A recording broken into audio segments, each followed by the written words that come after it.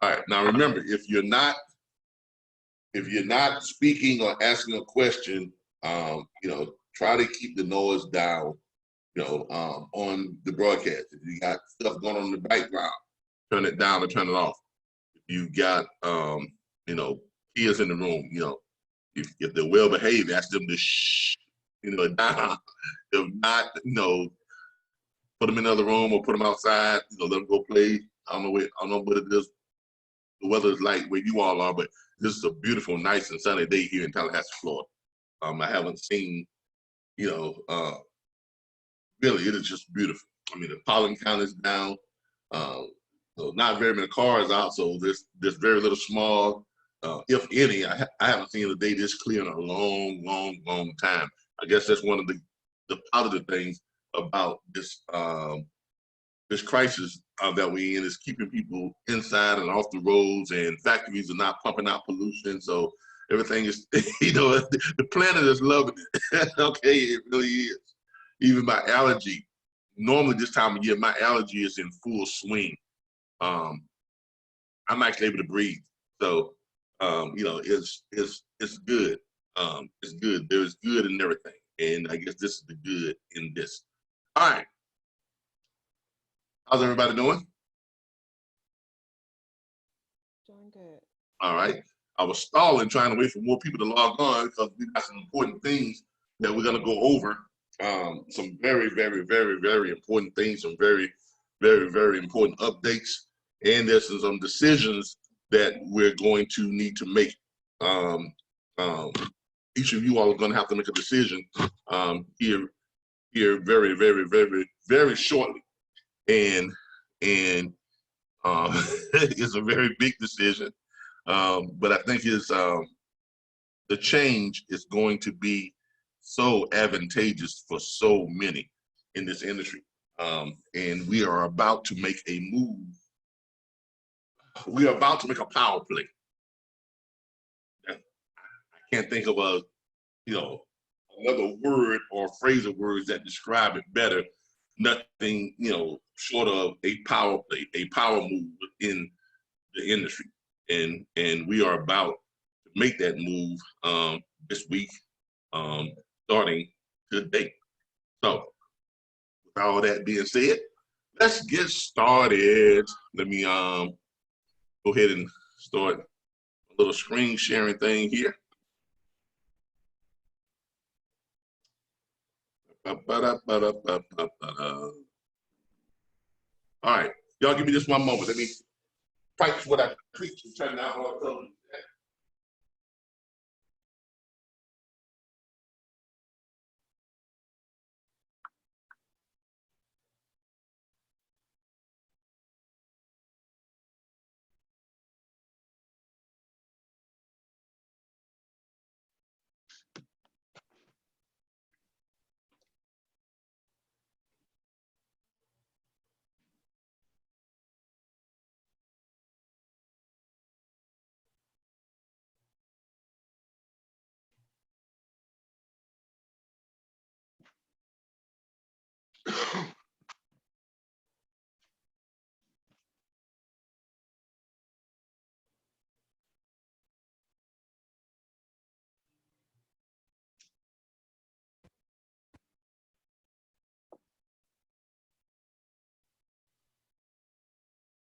As you all can see, I got myself a new chair.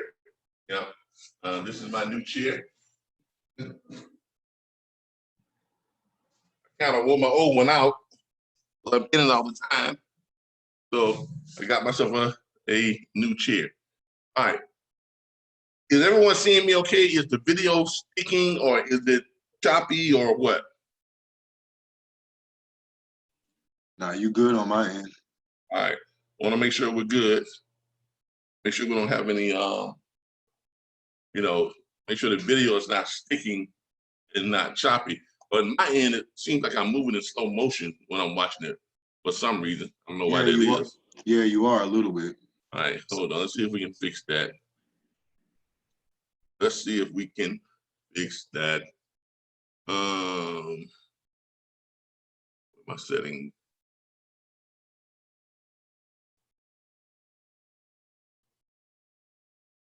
I thought it looked like I was chopping it a little bit.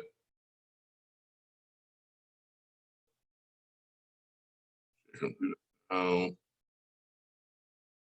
Well, you know, I had that. Get my computer out.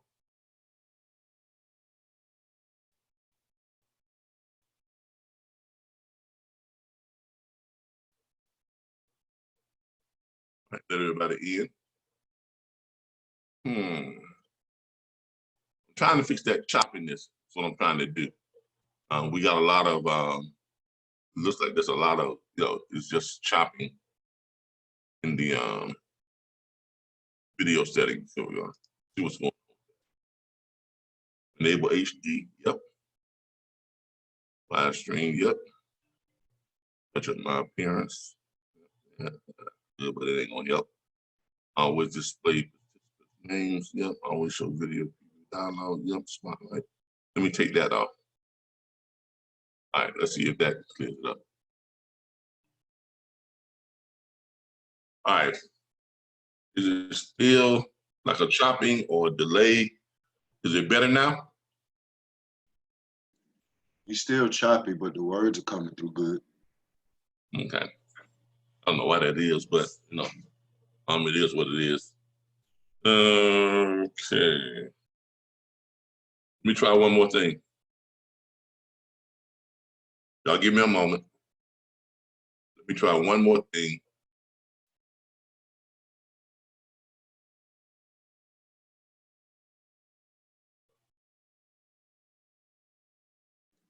Is your computer connected with an Ethernet cable? I've got the highest connection speed that Infinity offers. Is it on Wi-Fi or are you on connected with an Ethernet cable though? No, we don't have Ethernet. I have to be Wi-Fi because I've got 12 different computers that connects to the system. Yeah. But this house, we've never had this problem before, so that's not it. And one that I have, the Wi-Fi that I have is the most powerful one they can. It's the most powerful system that they have. It's able to handle 60 different computers connected to it. One moment here. I might need to restart my what's phone. I'll give me a second.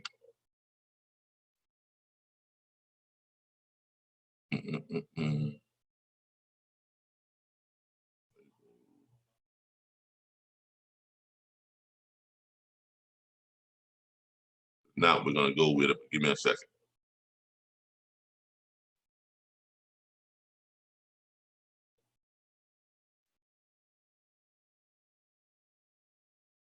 I'm gonna start video rename pin video. I was trying to leave the broadcast and then log back in.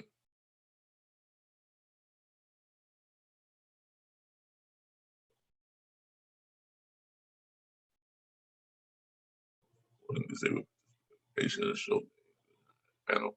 Stop live stream. Share computer. Let me just do leave meeting.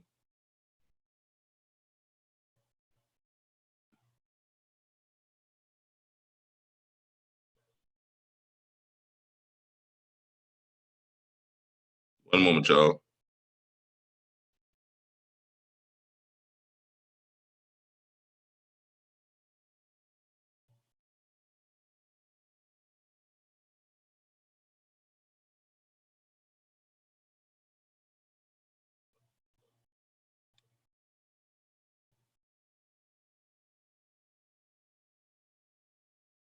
Yeah, it's a big delay. Hold on. Let me try this. All right, Beauty, I'm gonna assign you as host real quick, and then I'm gonna leave, and then when I come back, I'm gonna come back in, and then I'm gonna resume hosting. Give me a second. Okay.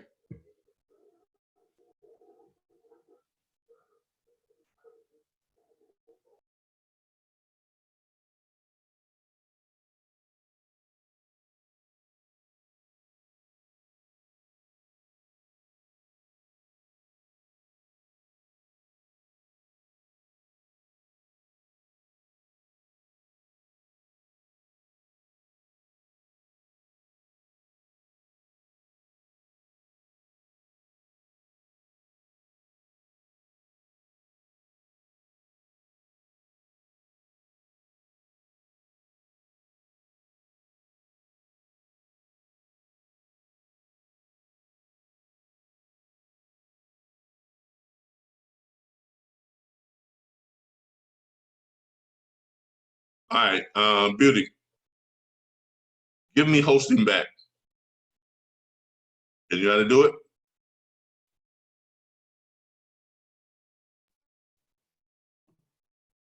Yes, sir.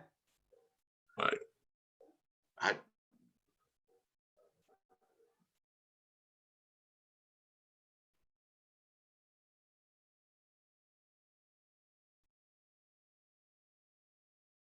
In the back yet?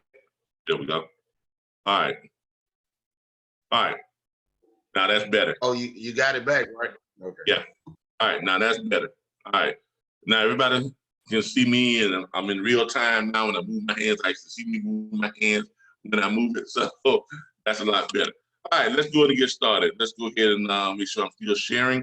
You all can still see my screen, right? Yes. All right.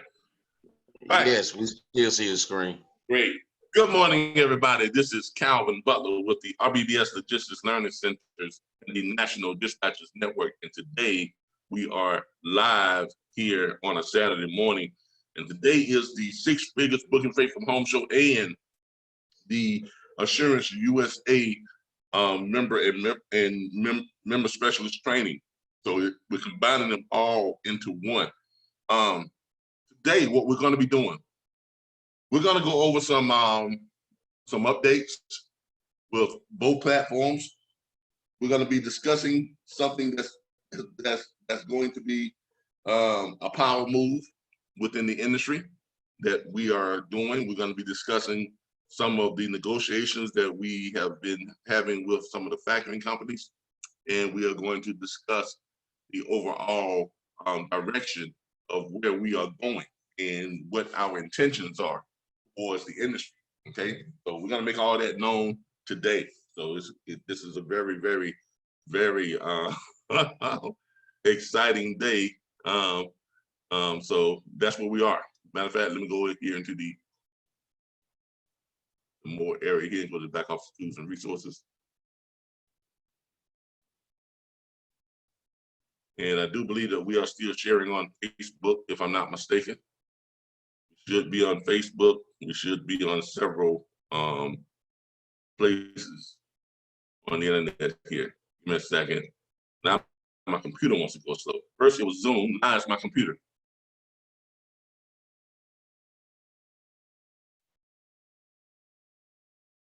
What's going on here? What's going on? What's going on? The web page is slowing. That's what it said.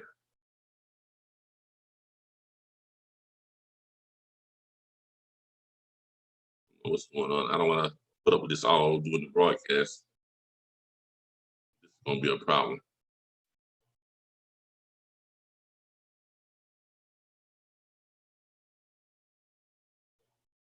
All right, before I even put up with this, let me do this. I'm going to shut down everything and then reboot, and I'll be right back. This is just not going to work for me. And I am not going to sit here and try to deal with this. Why? While I'm doing this. So I'll be right back, y'all. Y'all give me a second. Shut all this down. It wants to act crazy.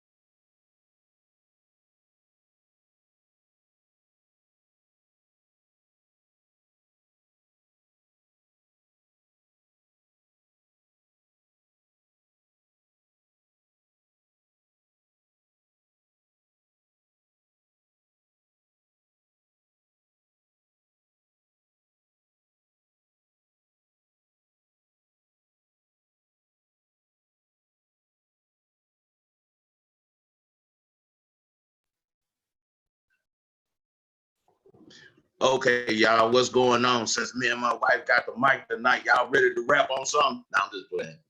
Good morning. Good morning, man.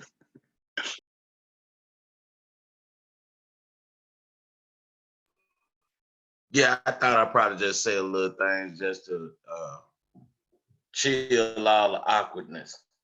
Just to break the ice, huh? Yeah, break some ice or something like that. Cause you know, my wife and I, we joined this platform about 2 months ago. And so we working on some things and putting things together and seeing some positive results out of all the information that we get.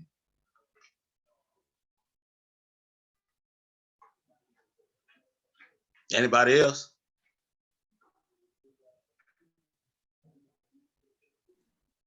Yeah, same here, man. I started about a month ago. I'm about completed with my website, so pretty excited. Oh yeah, I'm still working on my website. I got little dings I gotta get off on it and stuff like that. And I was talking to Mr. Stevenson the other day because I had got 4 carriers. All right, everybody. And all those 4 carriers went home on me with that coronavirus stuff. So I'm starting all over just a little bit just to pick it back up. All right, everybody. I'm back. Sorry about that delay. Had to take care of some technical difficulties. And we got that taken care of. We are still streaming live on Facebook, looks like. We are still recording. Yep. And let's see who was in our waiting room. Get everybody back in. Got a few more people waiting to get in. All righty. So let's go ahead and start by sharing. And let's get back to where we were. All right. Now, that's better. I like that a whole lot better. Everything is tending to, you know, when I click it, like when I click stuff, I like it to jump to it. You know, I don't like to sit here and wait for it and wait to see if it's gonna come through or not. I can't operate that way. All right, as I said before, today is we're gonna be announcing some things. I am ready to send out all of the those of you who have expressed an interest in owning your own branch or chapter, as we call them, of the Assurance USA. We have categorized you all who have expressed interest in being chapter owners. We are going to be scheduling meetings with each state that we have chapter owners in. We're going to be scheduling a Zoom meeting with each of the states with those members. Now, the states won't all be in one meeting. When we schedule a meeting with those people who are from Texas, it will be for those people who are from Texas and only those people who have expressed an interest in owning a chapter or a branch. Okay, same thing with Georgia, same thing with Minnesota, same thing with Maryland, same thing with Massachusetts, and same thing with, you know, and so on down the line. I'm telling you right now, there are a lot of states that don't have a prospective chapter owner. Okay, we've got several of you all. We got quite a few of you all who are from the same state. Now, we are only allowing. There's only going to be 3 owners per state. Okay, we're not going to have a situation where one state has 15, 20 owners and none of you are really profiting the way you want to because of the pie just being split too deep. Okay, so what we're going to do is once we have the meeting with the different states that do have the owners who are showing some interest, then we will make a decision on within that state. We will make a decision who is going to be the owners of the chapter in that particular state. Then those who are not in that ownership will have the opportunity to become owners in the states that don't have any. Now, this presents a real unique opportunity because let's say you got someone who wants to be the only owner, wants to be just one owner. But let's say we're in a big state like Texas and we have 5 or 6 of you all. And 3 of y'all decide, well, okay, well, we want to be the owners in Texas, and we make that decision based on how much of the ownership fee that you're going to be able to come up with. Okay, and it's also going to be based on if you're choosing the first option of the $5,000 license usage fee or the $10,000 license usage fee. Okay, obviously those that are willing to opt in at the higher license usage fee are going to be the ones who are going to have first dibs at being the owner in that state. Now, if that's the case, and we have, let's say, 6 or 7 others who were hoping to become an owner in that state, but we have several states that do not have a chapter ownership, then you all will be able to view those states. We will show you all which states don't have chapter ownership, and then you all can make a decision if you all want to go ahead and take the opportunity to be a chapter owner in one of those states. So it gives everybody a fair and equal opportunity to become chapter owners. And it gives those who are wanting to become chapter owners a sole chapter owner. It gives you an opportunity to do that too as well. Because if we have, one person says, well, I've got my 10 grand, okay? So we shouldn't penalize that person because they made the commitment to come up with the full chapter ownership fee. So then we should be able to award that person a chapter of their own. And we would do that by allowing them to have a chapter in another state or in that state. Then the ones who don't have their total fee can team up on another state. Does everybody understand that? Hope that wasn't too confusing. Did everybody understand that? Yes. Yes. All right, there we go. All right, great. All right. Now, those invites for those meetings will go out today. I've already paired you all off. I paired everybody off. Let me go ahead and show you all what we got here. I'm not going to be showing y'all who's in what state and how many we got in each state right now. But what I am going to be showing you all is that I have sectioned you all off already. And you all will kind of get an idea of what states have chapters on and what states don't. So that will give you some idea. If you look over here, see right here where it says Chapter Assurance USA chapter, the owners and Assurance USA chapter, member specialists. All right. So right now, these are the states that have expressed an interest to have someone who wants to be a chapter owner. Now, some of these have several people. Some of these have 1 or 2 people, but most of these have several people. And as you can see, that is a far cry from all 48 states. So that means that there are a lot of states still open for ownership opportunity, okay? Right now we have Georgia, we have Illinois, we have Indiana, we have Kentucky, we have Maryland, we have Mississippi, we have Minnesota? We have North Carolina, we have Nebraska, we have Oklahoma, we have South Carolina, we have Texas, and we have Tennessee, and we have Virginia. So all the states that you don't see in there are the ones that we did not get a request for ownership from. So that means there are plenty of states still left over. So don't be discouraged if we get to Texas or Georgia and we got 7 or 8 or 9 people that want to become, chapter ownerships or branch owners. We're not deciding on what we're going to call them yet, but we're not going to be calling them agencies or agents anymore. Okay, but for those of those who want to own their own chapter, there's going to be plenty of opportunities for you all to do so. Okay, so don't get discouraged when we have our meetings. Man, there's 15 people in this meeting. You know, so don't feel like, and I don't have, you know, I'm access to a whole 10 grand. I've got 3, I've got 25, I've got 5, or whatever the case may be. So don't feel discouraged because you will have an opportunity. 9:44. Please mute your mic if you're having conversations, because it comes out over loud and is overtaking what we're trying to say, and it's kind of disruptive.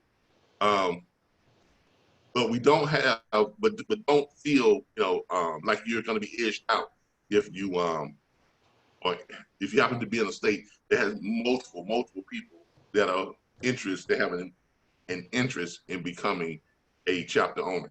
Now, those emails will be going out this afternoon. You all please check your emails later on today.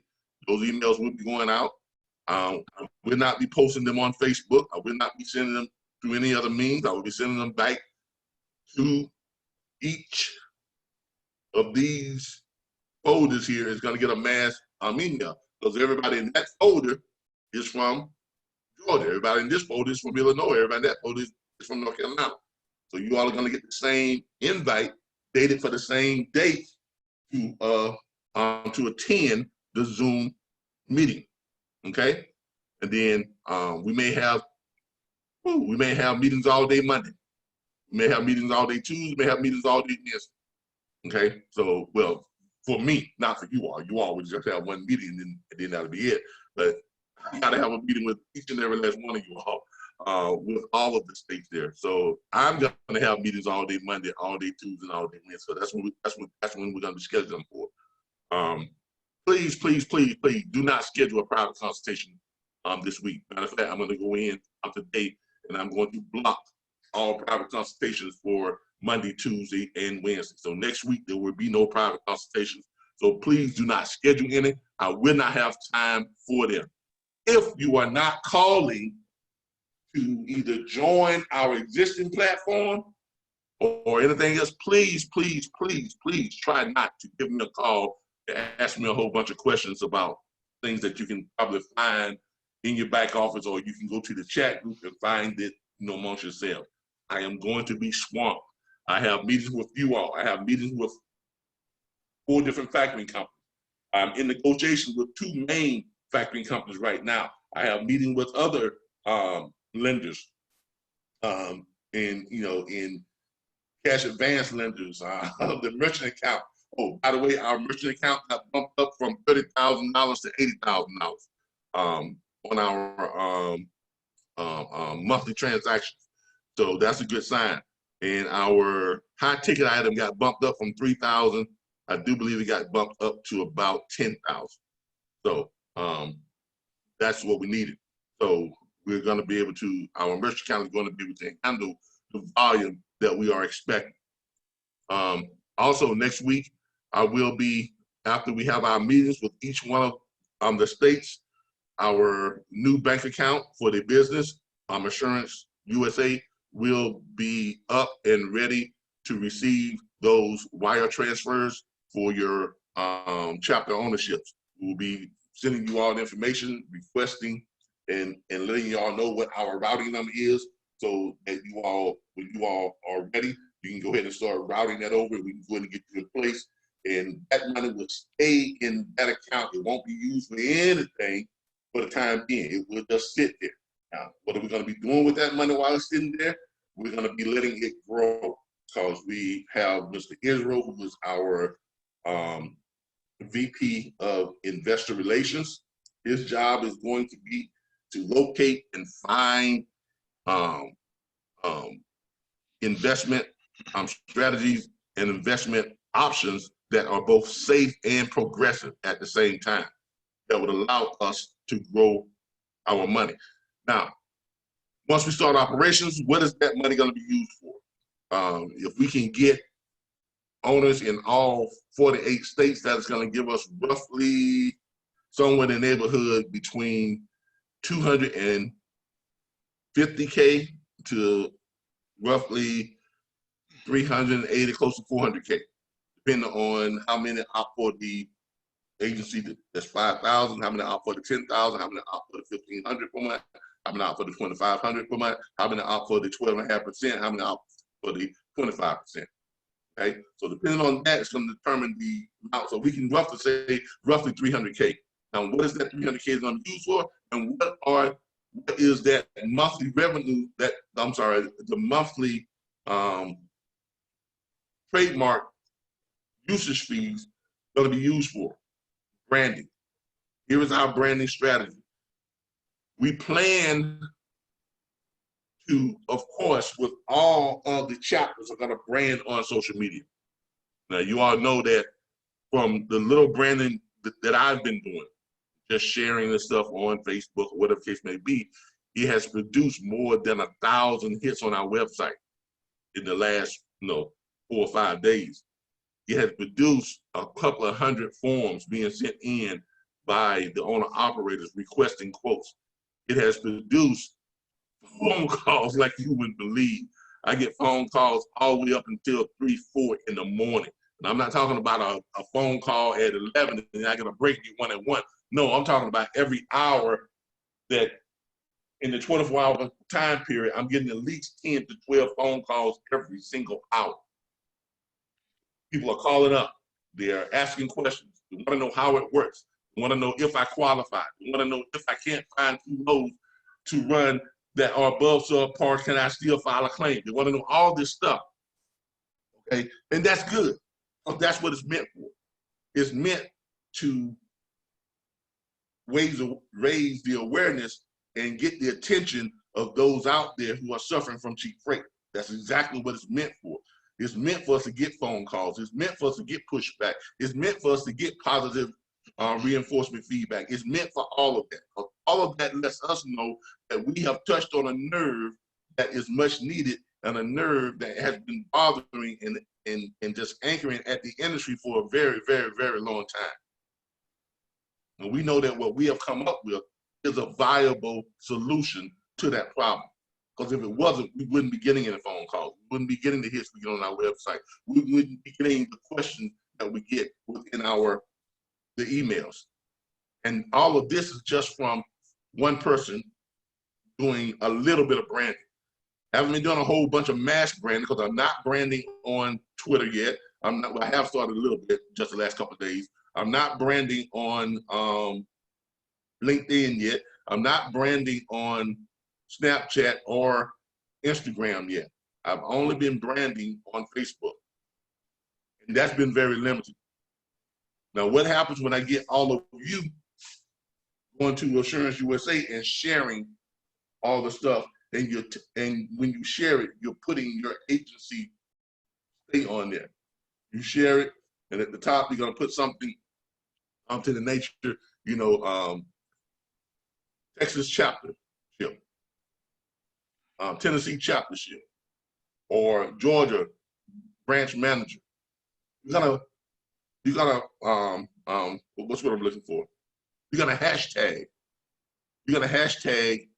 your branch or your chaptership. Y'all know how to do the hashtag, right? That's that little number sign. Everything runs together. Georgia, hashtag Assurance USA Georgia chapter. And you can capitalize each of the first words to kind of break it so people will be able to see it. Much like, here, let me show you here what we want you all to start doing. And I want you all to start doing that this weekend, okay? The agency owners and the agents themselves. I want everyone, chapter owners and member specialists, I want you all to start doing that today. Because it's time for us to ramp up.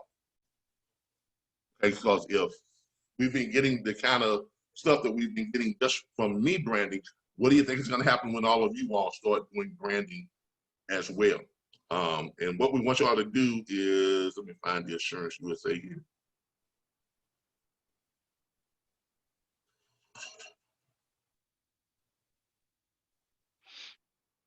What we want y'all to start doing is we want you all to start sharing the page first off, because you want to get as many people to like the page as possible. Right now, I'm the only one who's been sharing. I'm the only one who's been seeking the invites, the likes. I'm the only one who's been sharing most of the branding stuff. So now it's time for us to ramp that up. It's time for you all to step up and start branding too. Go through the photo section, go through the videos, go through all the stuff you see on here and just share it. And when you share it, you're just gonna basically, you're basically just gonna go ahead and like this right here. How Assurance USA, what is it and how does it work? Basically, all you are gonna do is you're gonna click share. I click share in a group. Join trucking groups, people. This is how you get business. Join a whole bunch of trucking groups. I click include on the original post. Then I go up here and I find whatever group I want to put it in. First of all, I gotta share as me. Yeah, not share as my company. Me share as me. I put share. I put share in a group. Then I go to one of the groups. I start typing in a group. Share the original post. Then I'm typing in a group that I'm a member of. Owner operator trucking. Okay, join groups like that. Okay, that's how you get business. Join groups like that, because when you start sharing stuff about what you do, they see it when you tag them in it. So I'm gonna share in the owner operator trucking, and then I'm gonna put up here hashtag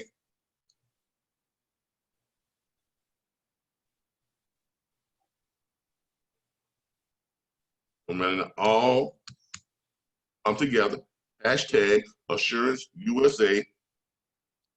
Then I will put, like, let's say, well, this is the corporate, so I will put corporate branch, or I just put one of you all off right now, just show you how to do it. So if you're in Georgia, yours would be capital GA, Georgia, or you can put branch or chapter.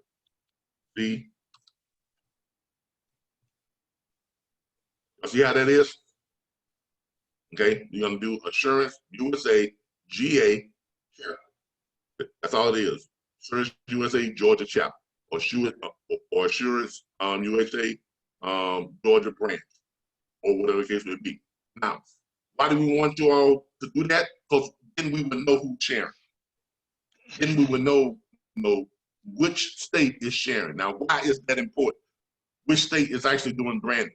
The reason that is important is this. If you're at a state and you're not doing any branding, you're not putting any of the effort into the marketing and the advertising pool, and a state like, let's say someone in Georgia is doing a lot of branding. They're putting in a lot of time branding, and they're putting in a lot of time sharing the videos, they're putting a lot of time sharing the commercials that we're gonna be paying for. They're putting a lot of time in, they're putting in the manpower and the hours, the actual work, right? So they're sharing like crazy. Now, let's say you're in Virginia and you're not sharing. Your branch is not sharing much at all. You may share one or two things a day or whatever. You're not really that concerned about it. You just kind of half-heartedly doing it, right? But because we have these hashtags in here, we can track to see where people are coming from. We can track to see where people are, where they're seeing the information at. And we got a lot of instances where your state in Virginia is getting people to sign up because Georgia is sharing a lot more than you are, right? And they are calling the Georgia branch, and the Georgia branch is signing them up. Now, under the guidelines of how we operate, under the operational guidelines, Georgia is supposed to share that with Virginia, because that person came from Virginia, but they went and do it Georgia. They called up on a Georgia branch, and so they called the Georgia branch. Do you think that's fair that Georgia should split that with you 50-50? If you're not doing any branding or very little branding, and they're doing most of the branding and attracting most of your clientele? Do you think that's fair? Anybody? No. Exactly. So in an instance like that, Virginia would not get 50% of that of that 25% commission. Georgia is going to retain 75% of that commission. So whatever that 25% is, Georgia is going to retain 75% of it. Virginia is going to get 25% of it. Okay, Georgia is going to retain 75% of the residual monthly dues. Virginia is going to get 25%.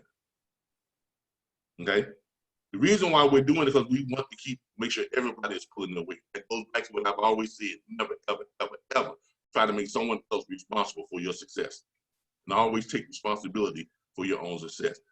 Just because this is a new platform does not change our overall concept of how we do business. It does not change the DNA of how you are to be successful. You still have to operate and transcend those things over to whatever new thing you're doing in order to make that successful also. That doesn't change. So let's make sure that we keep that in mind. Now, we are going to be helping you all to brand. I've already contacted all of the truck stops, the major truck stops, Love's, TA, Petro, Blind Jays, Pilots. I've contacted all of the big five, okay? They're putting together a marketing package that they're gonna be sending over to us on us being able to put branded posters, nice size, posters and displays up in their locations nationwide.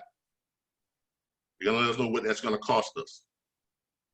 So when you all walk into, or when truck drivers, everybody walk into any one of those things, Love, TA, whatever, or whatever, on the outside, you'll see like the little cutout things you see, Assurance USA, owner operators, welcome to a level playing field, nocheapfreight.com. Everybody knows what no cheap freight. Every trucker understands that phrase, nocheapfreight.com. They know what it's referring to. Every trucker does. So when they see that, what's going to happen? They're probably going to log on to the website, nocheapfreight.com, just to find out what it's about. Inside of those truck stops, in the lounge area, up by the restaurant, we're going to have posters and banners up throughout, like you all see some of the banners and stuff you see up in there now. Same thing, Assurance USA, compensation enhancement membership, owner operators, welcome to a level playing field, nocheapfreight.com. We've also started reaching out to some of the trailer rentals, people who rent these flatbeds and dry vans and the reefer trailers.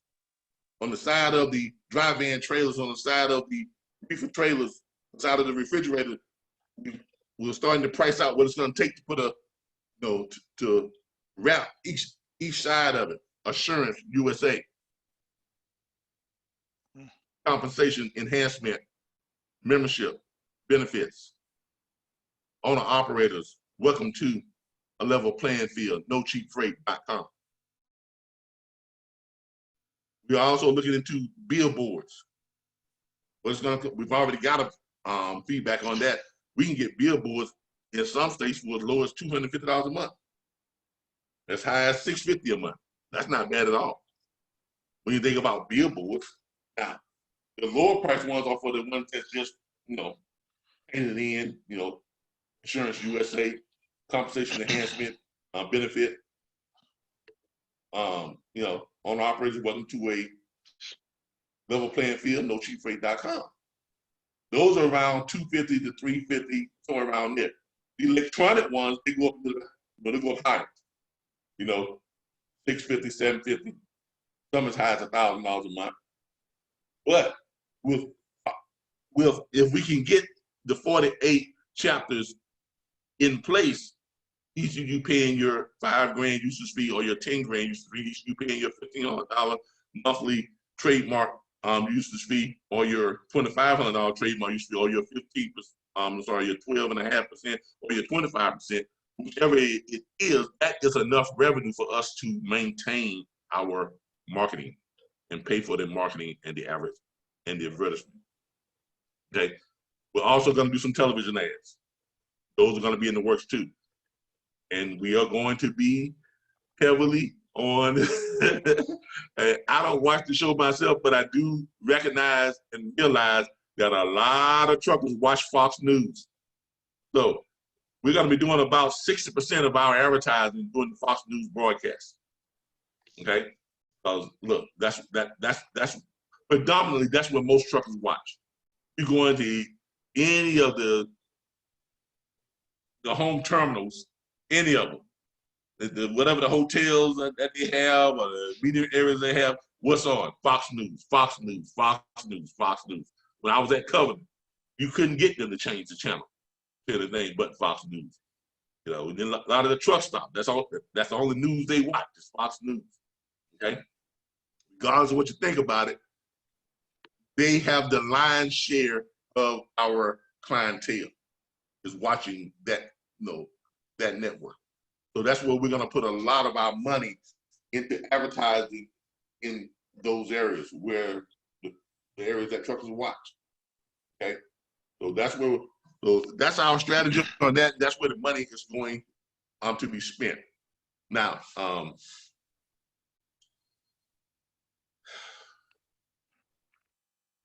power move. I've been talking with factoring companies. I'm not going to tell you, some of y'all probably already know who I've been talking with, but I'm not going to tell you who the others are. Well, I'm not going to tell you who any of them are. But there are two lines of thought coming from this set of factoring companies and then coming from this set of factoring companies.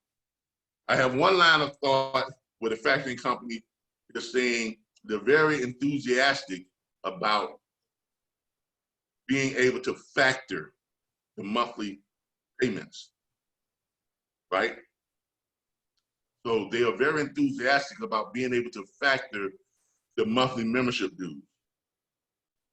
Basically, what they're saying is that we will ensure that you all receive your monthly membership dues, so we will factor them. Then we will wait to get paid by the members of your association.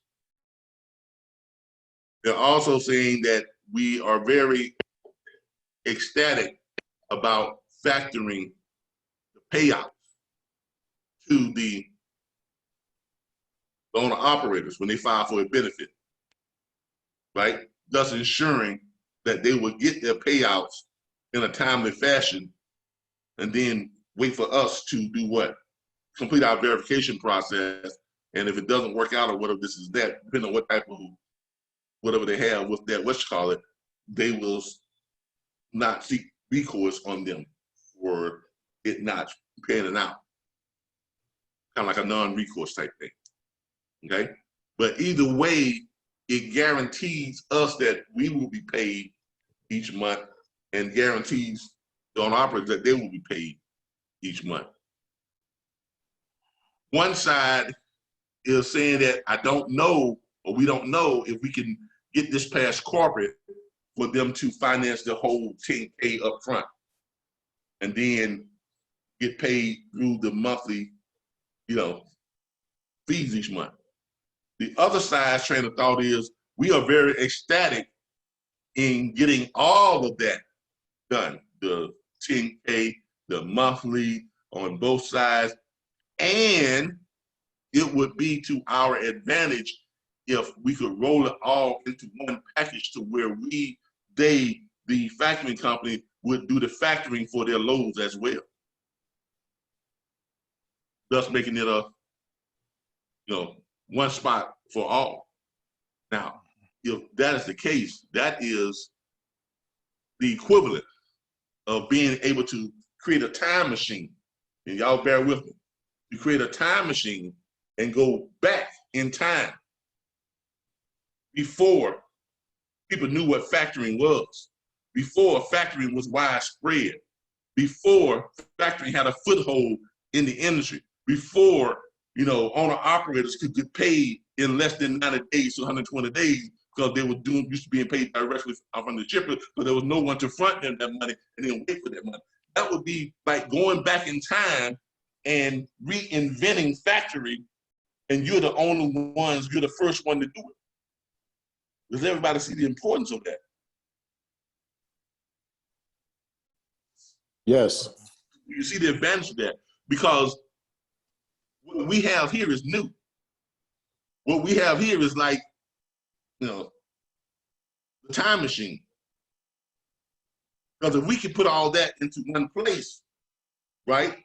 Whichever factoring company has that partnership with us is gonna be like the newest thing on the block and the thing that's most needed to solve cheap freight, which would be, the same as or something that is similar to going back in time and being the first factoring company, the very first factoring company. Can you even put a value on that? No, you can't. Now, with that being said, that got me to thinking.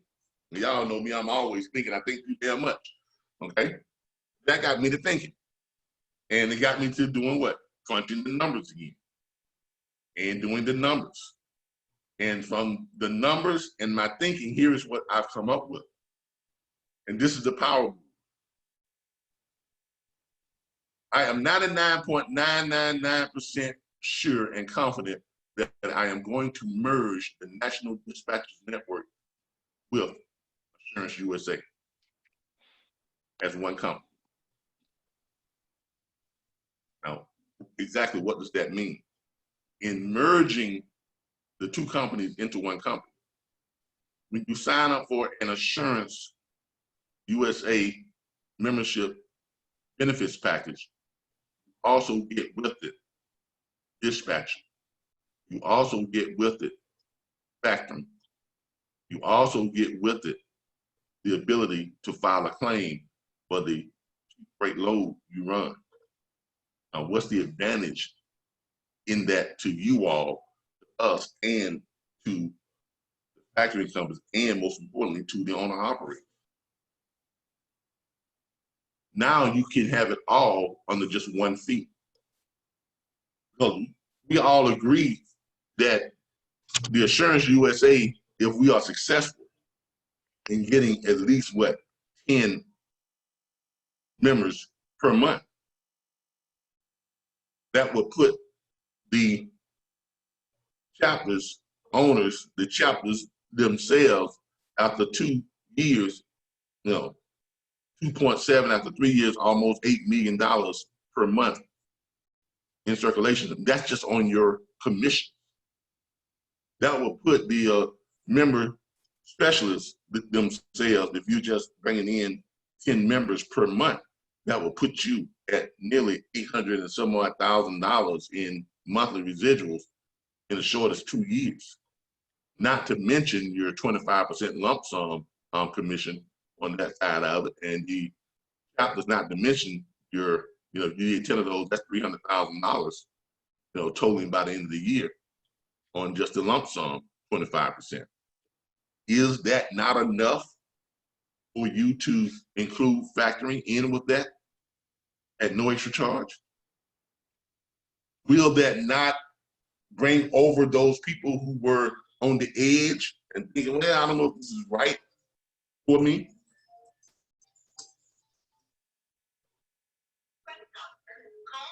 Oh, Jesus Christ.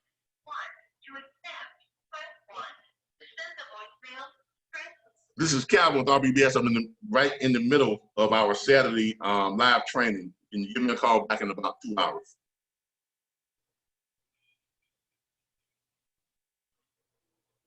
I guess so.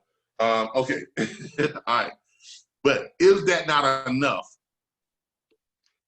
for you all to combine all of your services into one fee? So what you have is that $433 per month. It's not just for the benefits, it's also for the factory service. It's also for what? The dispatching service. Now, why is that so important? Because a lot of the questions that I got from the owner operators, a lot of the feedback that I got from the owner operators, and this is the whole purpose of putting this stuff out before we launch, because you want to get this type of feedback so you can sit down and you can think about the higher percentage of feedback you got and what questions were asked. Then that kind of reveals some weak points within your system.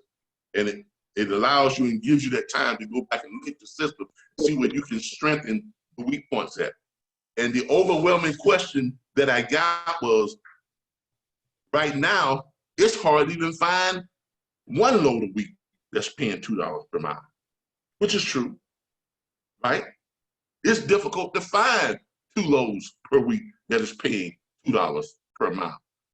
Because right now, during this pandemic thing, almost 85% of all loads are beneath $2 per mile. So I can understand their questions. Even after this thing kind of blows over and gets back to some type of normality, the normal is still 65 to 68% of all the loads out there are below $2 per mile. So that is a valid concern when someone hears about the benefit package and they see, well, in order for me to claim a low rate load, I've got to show that I ran at least 2 loads that were above what? The subpar for dry van, which is $2, for a flatbed, which is $2.50, or reefer, which is $3. So that is a very, very, very, very legitimate concern. And about 70% of the phone calls that I received and 70% of the inquiries that I received about what it was, and after they went through it and learned what it was and how it works, they liked the idea, but the overwhelming question was, what if I can't find that load that's paying more than $2 per mile? What if I can't find 2 of them during that week to support my making a claim?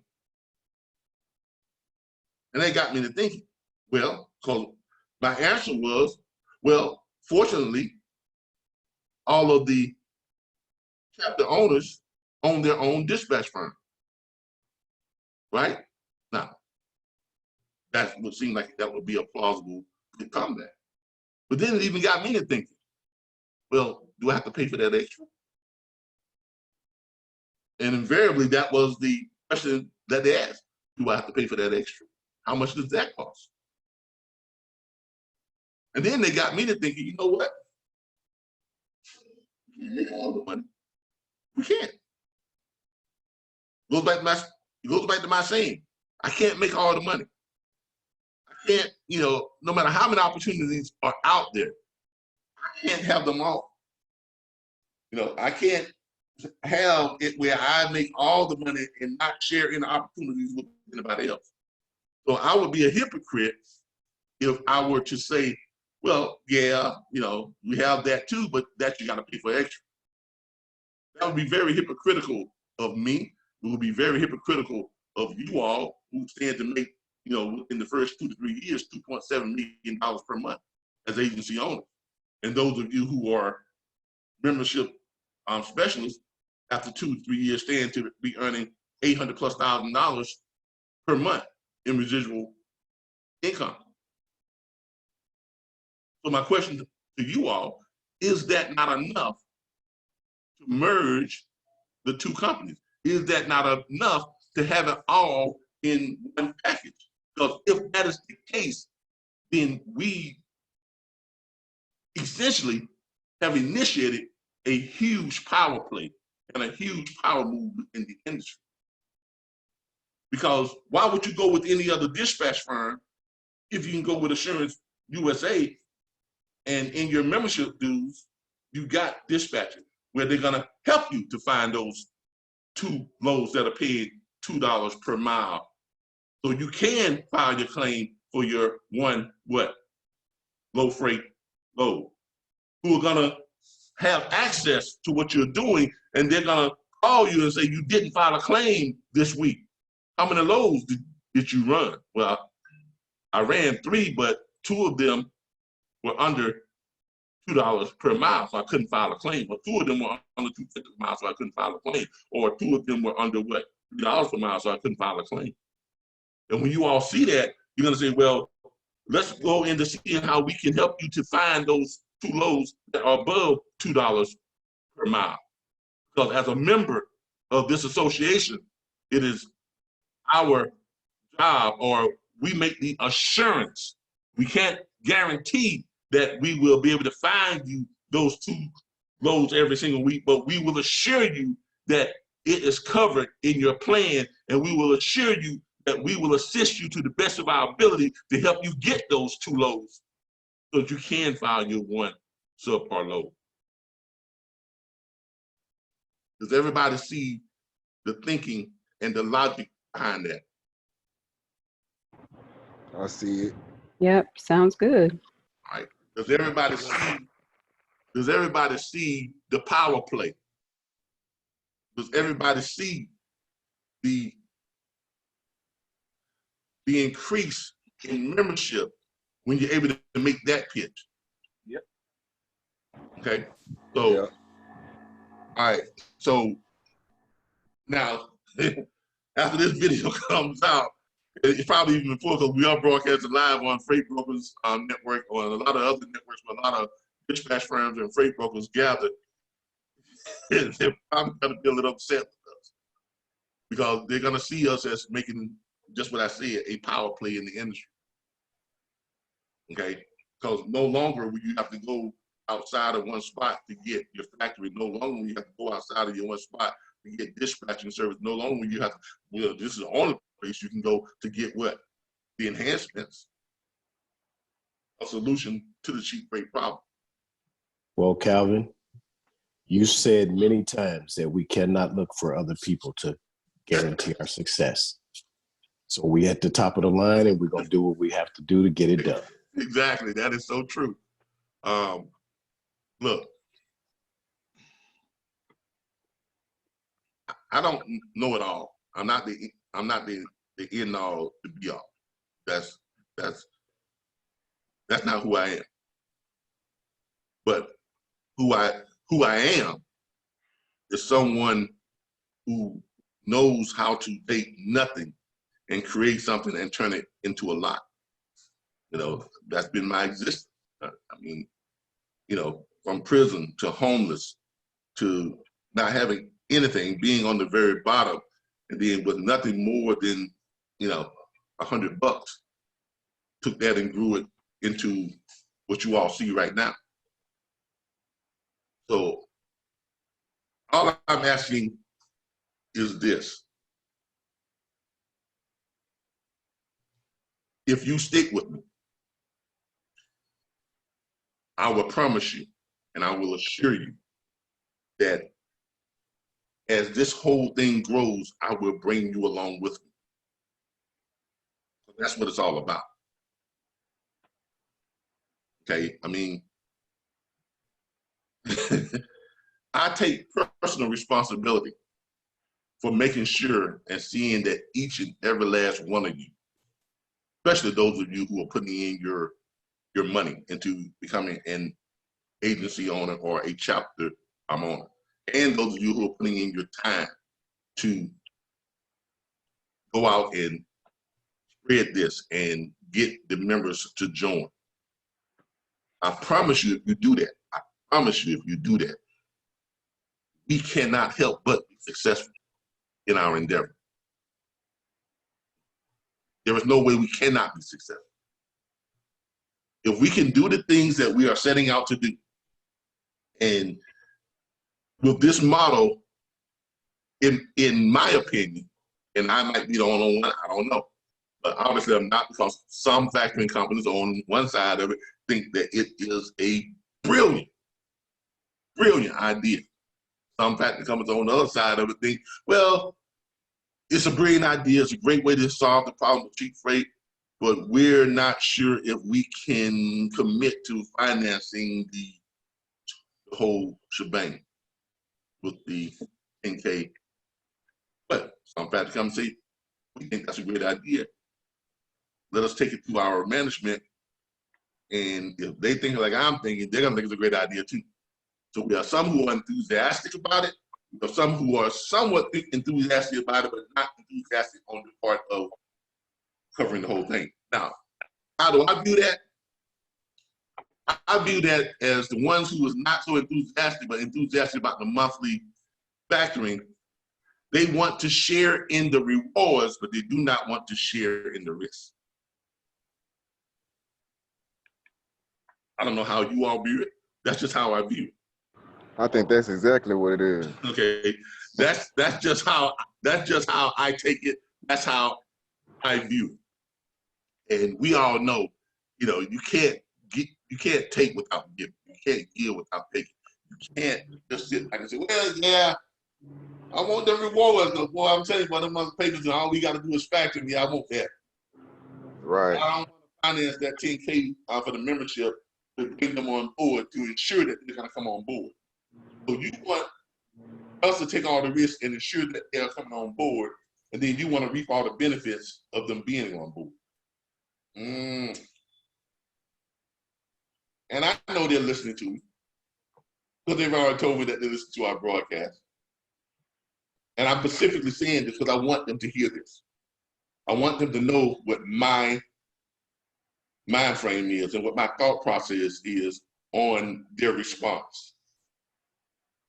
Okay? Because when it's all said and done, you know, that's what counts. How I see it and how I perceive it. And then once we decide to move forward, who are we going to move forward with? Now, with that being said, it won't be, well, let's wait and see how it does, and then we'll get back to you later. No. We're going to move forward with those who are ready to move forward. We're going to go all in with those who are ready to go all in with us. If you are not ready to go all in with us, there will not be a second chance to go all in with us later on. Now, if you do that, as a line in the sand, you can call it just whatever you want to call it. But that's just the way it is. Because there are a ton of factoring companies out there. And we would love to have a relationship with just one or two versus having 5, 6, 7, 8, 9, 10, 12, 13, 14, 15, whatever. But if we can get the offer that we want from just that one or two, and we will share this business with just those one or two. Okay, so, and there's a lot of 1-2 punches out there that we can go to. A lot of 1-2 punches out there that we can go to. The great thing about factoring is it's not all controlled by one company. I can think of 50 factoring companies just off the top of my head. And 47 of them I haven't even contacted yet. So there you go. Look, it is what it is. We're moving forward with what we have to move forward with, and we will launch this on time. Within 3 to 4 weeks, it will launch, and it will, you know, invariably change the industry as we know it. Because we know what we have, we know what we know, we know what we've created. Okay, so that's where we are with that. So, you know, I'm gonna have a meeting with my corporate staff, and unless they can show me a reason why we shouldn't merge the two platforms, that's what it's going to be. Okay, so the Assurance USA Membership Association will include factoring. It will include dispatching services. It will include the enhancement benefit package. So you have everything wrapped into one. No longer does an owner-operator or lease owner-operator needs to pay this company for factoring. You need to pay that company for what? Dispatching services. Need to seek elsewhere. They can't seek elsewhere for an enhancement because we're the only thing going. We created it. Everything else that comes after us, they got to go through us. So that's where we are with that. And with that, I see very little reason for anyone not to choose this type of membership benefit package, because they won't have to worry about coming up with 10K for the membership, minimum membership. That's financing with your 433 or 493 or 510 or just whatever it comes out to be. There's no need to not sign because, well, I gotta pay no factoring is included. There's no need to pay for, well, I gotta do, I gotta check my dispatch. No, dispatching services is included. Load management is included. All that stuff is included.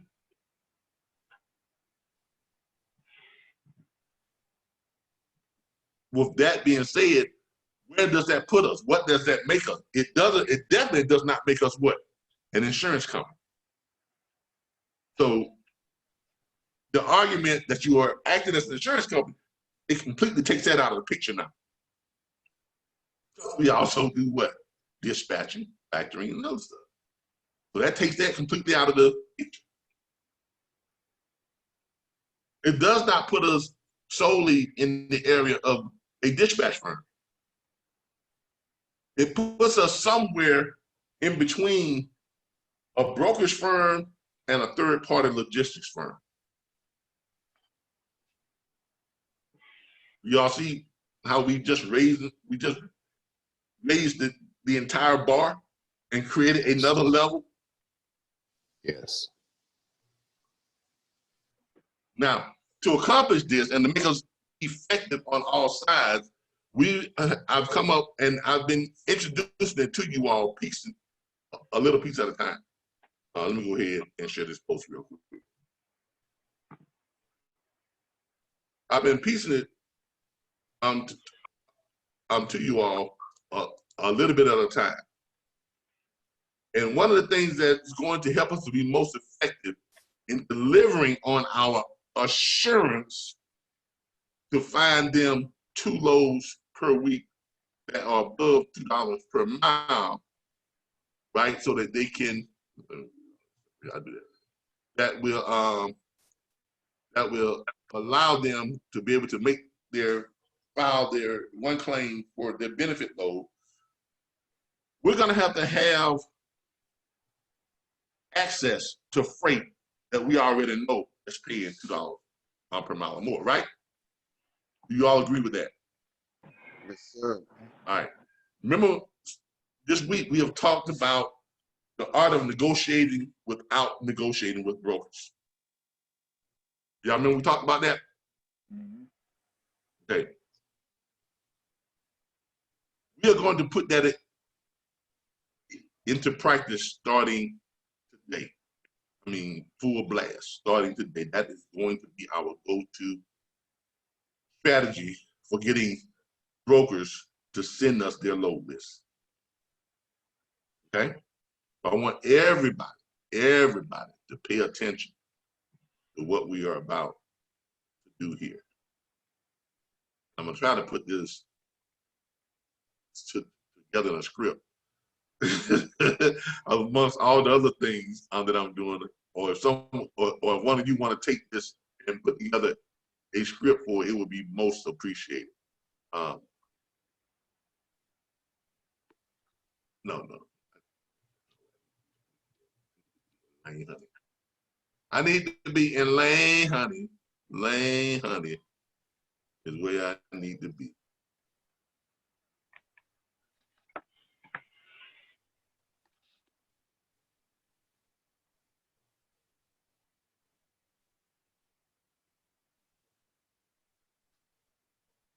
I need to be in lane, honey. Honey, where you at? I'm in the lane, honey.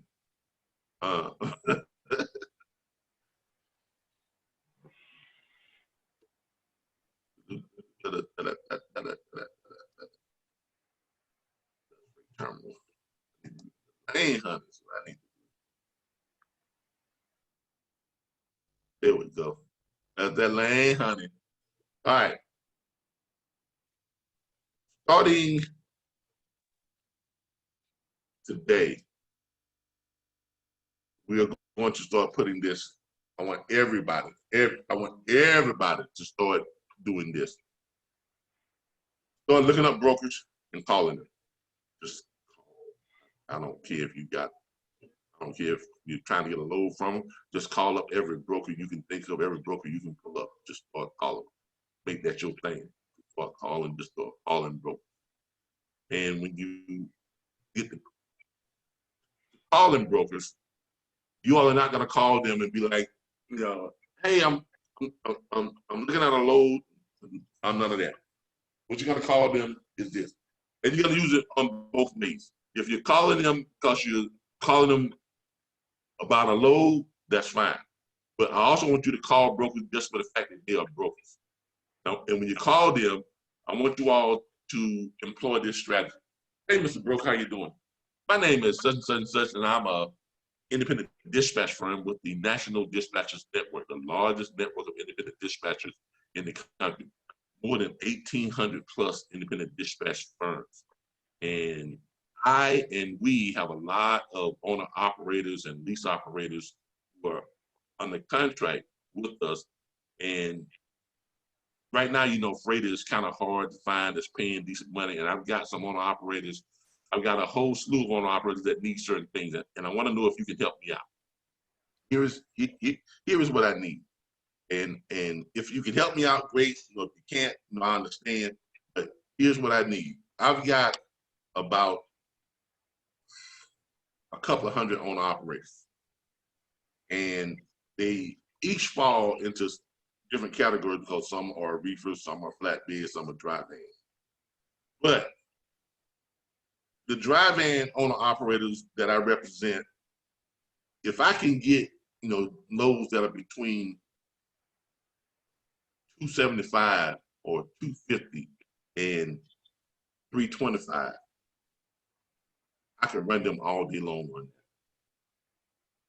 that. And if you can just put together, if you have loads that fall within that range, if you can put those together and send them over to me, and I'll make sure that I get owner operators sent back over to you that can run them. For my flatbed owner operators that I have, and here again, if you can just help me out with it, and I'm hoping you're able to. My flatbed guys, I've got about 30 or 40 of them. And if I can get, and what would satisfy them, what would guarantee that they can run loads is if they can just get between 265 and 350, somewhere in between there. I can pretty much guarantee I got guys that can run those. And then on my reefers, of course, they're the most demanding. If I can get those between, 325, 350, and 510, if you have any of those, just send me a list of that stuff. And I can pretty much promise you I've got owner operators that can run that. Now, that's called negotiation without negotiating. You have literally given the brokers a carte blanche, an opportunity to go ahead and make money. You literally given them the okay to go ahead and make money. Because what are they gonna do? They're gonna look at the dry van freight that's paying more than $225 per mile, right? And they're gonna, regardless of what they've got into it, they're gonna price it at what? $225, $235, $240, right? Right? Mm-hmm. So whatever dry van freight they got that they're making, that they get paid $5 on, or $4 on, or $3 on, they pretty much have guaranteed themselves that now they can make money on it, right?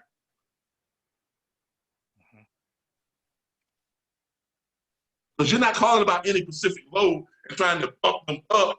You're just letting them know, here's what I have. I have a lot of owner operators and lease operators. And what would satisfy them is this. Now you look within your portfolio and tell me what you have that can satisfy my guys at this price.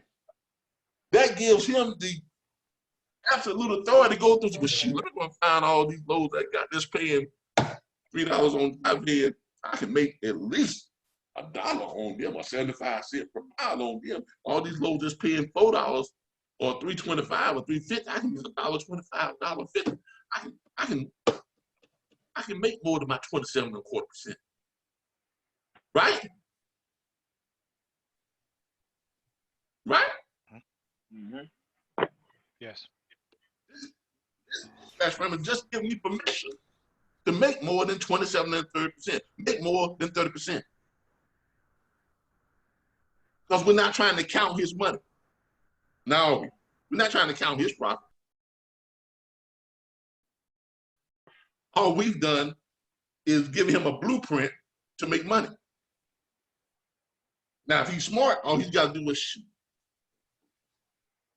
Okay, this ship I got, okay, yeah, give him all these dry van loads right here. Give him all these flatbed loads right here. I send him all these reefer loads right here, and I'm gonna price these back down. These were paying, you know, $375. I'm gonna price it down to $35. I'm gonna mix it up a little bit so you don't think I'm just pricing them all the same. I got 50, 60 loads like that. By then, I've got about a couple hundred loads like that I can price down and make myself an extra $1 per mile, extra $1.50. Somebody can make an extra $2, $3 a mile. You get price those with those in the bunch. That's a couple of 200, 300 loads. I'm sure he'll be happy with those. No, my reefer loads, I got some reefer loads that's paying $8. All he wants top is what, $5.50. And then just seeing, I'm gonna reprice all my reefer loads and send them out to him at $4.75, $5.25, and $5.50. Now you got a list that comes to you every morning, right? Of what? Loads that have exceeded your owner operators you have in a contract have exceeded their criteria. And they definitely exceed those what? Subpar minimums that would allow our members to do what? To run that one cheap freight load. Y'all see what you're doing? You see how you're rigging the game? Win-win. Exactly.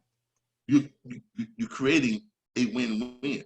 Because now you're a superstar to the owner operators who are members. Why? Because you're able to consistently find them 2 loads that are above that $2 per mile for the for the dry vans, and allow them to run that one load that's $1.50 or $1 or $1.25 or $1.75 and get $2.75.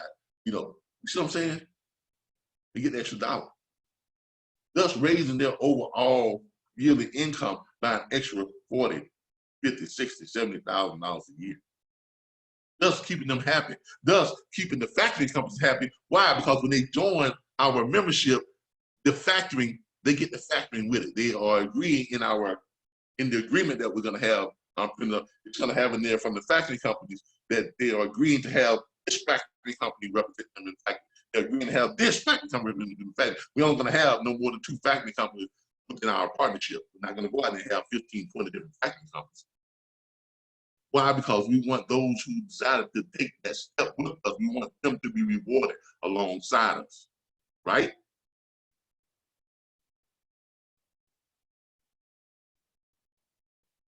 That's all we're doing. We're setting ourselves up not to fail. We're setting ourselves up to win, win, win. Not just us, not just you, not just the owner operators, but the factory companies too. Everybody is set up for a win-win. And for the factory companies, this is like literally like going back in time. Hey, Michael J. Fox now. What was that character's name? Marty McFly? Right, Marty? They Marty McFly. They in the DeLorean. They got to hit 60 miles an hour. Hit the flux capacitor. Propels them back in time. Y'all know I like movies. Y'all know it. I know all the movies. Takes them back in time to before factory companies were invented. Before the notion of factory companies came along. Before owner operators could get paid within a couple of days. Instead of getting paid in 30, 60, 90, 120 days. Where brokers could get paid, within a couple of days versus having to wait almost 120 days to get paid by the shipper. Now they're able to go back in time and be the first. They're able to get that almanac, look through it. Let's see. The World Series, who won that big comeback? That big was, oh boy, I can make knees on that. Let's get that almanac. See, when was Bitcoin created? That's what that's like. That's what it's like. This is like their time machine. Okay? So that's why I want everybody to employ that strategy. Go back and watch this video. Go back and, if you got it down, write it down, create a script for it. When I find time, I'll try and create a script for it. But I want everybody moving forward from now on to operate under the mindset that you all are operating under the Assurance USA umbrella. Why? Because we are combining the National Dispatchers Network, which means all of you all of your dispatching firms are now merging with your Assurance USA agency. All of you who are agents, you are now a subsidiary of the what? Your chapter and Assurance USA. All of your dispatching firms. Because in 3 weeks when this kicks off, you can tell your clients, well, no, we don't charge the 10% on the back on the dispatching anymore. That's included with the membership. What? Really? Yeah, that's included. So how much is factory? Ready to go, baby? What's he got? Tell us, hey. Me too. Tell us happy birthday again. When I finish here, I'll try to come over there. I know, but I'm trying to. I got a lot to do yesterday, but I want to get it done today. Okay, yeah, take the road. All right. Now there's no need for them to go outside for dispatching. Why? Because it's all here. It's all in one place at no extra charge. There's no need for them to go outside and do factoring. Why? Because that percentage to factor their monthly payments, their monthly dues, is also the percentage that's used to factor what? Their loads now.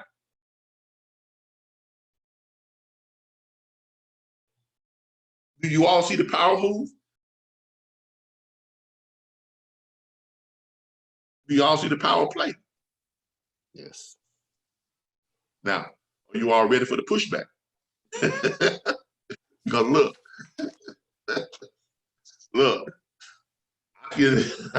I can see it now. I can see guys over there on the Freight Brokers Network and on the Dispatchers Network.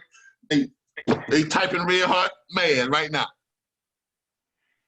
Who do y'all think y'all? That ain't gonna work. That ain't no good. This ain't. They can't do that. Yeah, but there'll be the very people that are going to be sending us loads behind that. Exactly. We have it all in one house, all for one fee. Hey, Mr. Calvin. Yeah.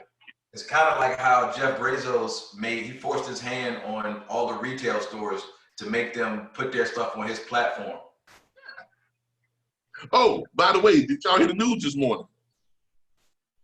Remember about 2-3 weeks ago when I told y'all that there is a new shift in wealth that's coming? And I predicted that J.C. Penney's would file bankruptcy. What happened this morning? And they filed bankruptcy. J.C. Penney's filed bankruptcy. I gave y'all the heads up. I gave y'all the heads up 3 weeks ago.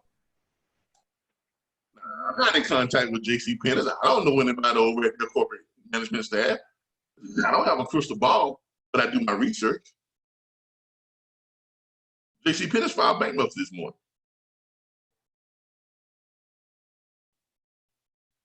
Oh, and by the way,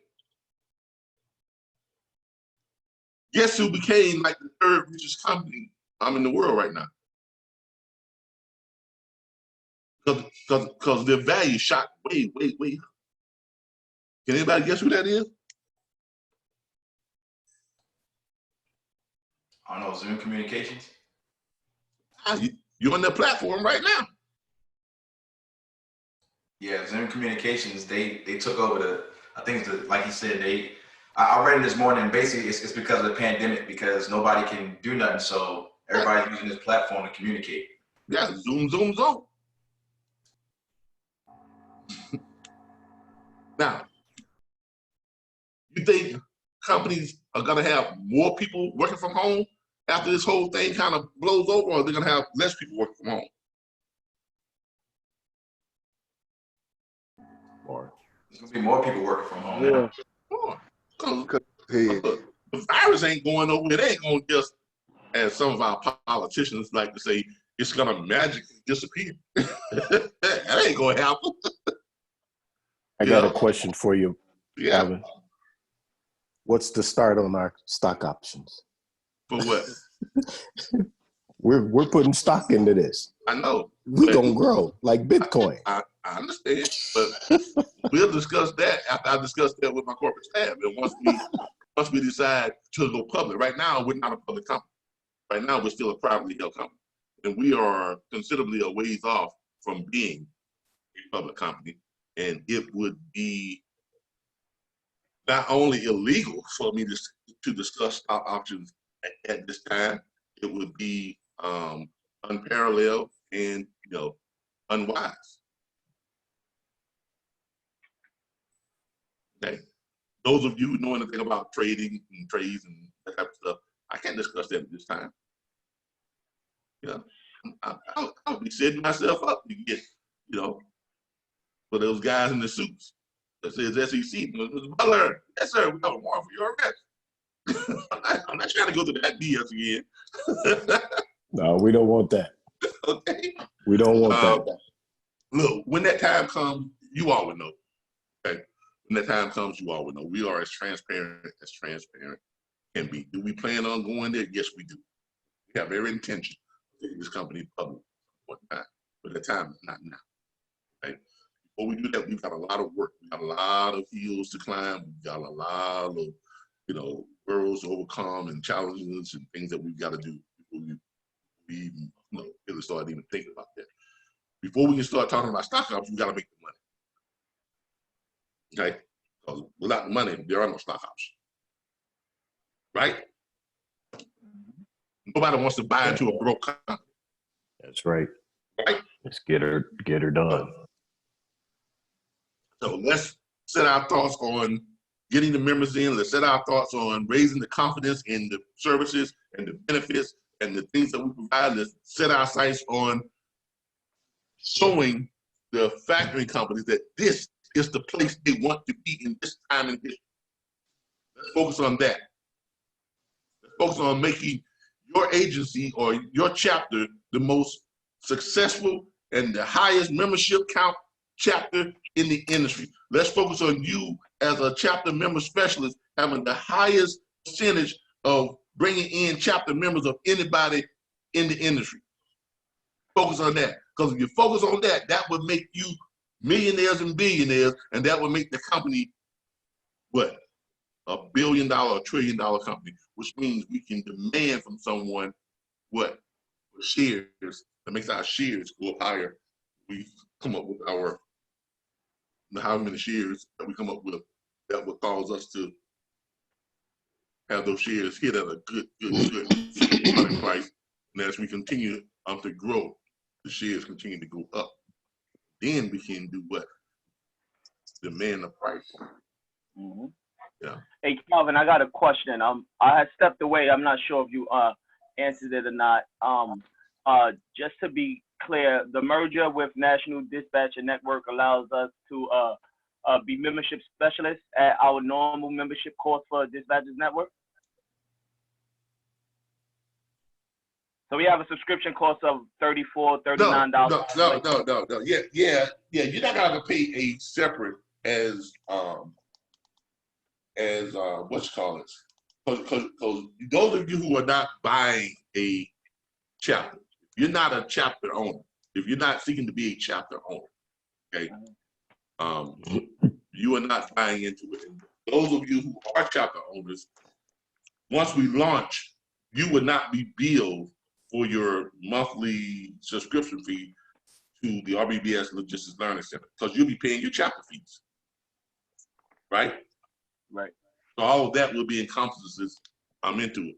Now, those of you who are just, those of you who are just membership specialists, all right, you would not have a USA corporate fee. Now, I haven't sat down and discussed this with the chapter owners yet, but it is going to be up to them. Because remember, it's up to them who they bring into their chapters, because they own their chapters. All right, let's be sure about this. Let's make sure we understand this. They are chapter owners, so they have certain. There's a certain set of rights and privileges that come with being a chapter. Why? Because they paid the cost to be the boss. All right, which means they are the boss within their chapter. Now, if their chapter wants to set certain guidelines on a minimum membership, all right, baby, love you. And tell Auntie Jerry I say happy birthday. If they want to set a guideline on saying that if all of you to receive your full 25% commission, you got to have X number of members signed on, or whatever, that's up to them. If they want to sit back and say, well, if you're not choosing to have a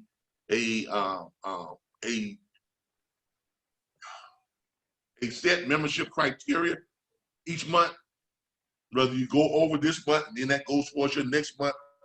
Now here's with car sales, in any type of sales team. You have a certain amount of cars you need to sell in order to get to the next level, right? So they may start you out with, I always worked for car dealership that was on a sliding scale. Okay? If you had what's called a baseline pay, right? And when I was with the Mercedes dealership, our baseline pay was $500 a week. Okay, that's because we were certified Mercedes. And went to Stuttgart, Germany, got the certification. Visited the plant, all that type of stuff. So we got a $500 baseline fee. It was like a draw. Put it that way.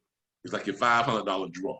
Okay, and then if you hit a certain number of sales, let's say 10 sales that month, you didn't get your draw, you got your commission versus your draw, because your commissions on 10 sales way more than $500 that week, right? Right. So your commissions were way higher than that. Now, your baseline commission may be 10% or 12%, right? Which will get you above 500. But when you hit 15 sales, that go up to from 12% to 15%. Then when you hit 20 cars sold that month, it goes up from the 15% to 20% retroactive, back down to the first car. So you got an extra check from the first car.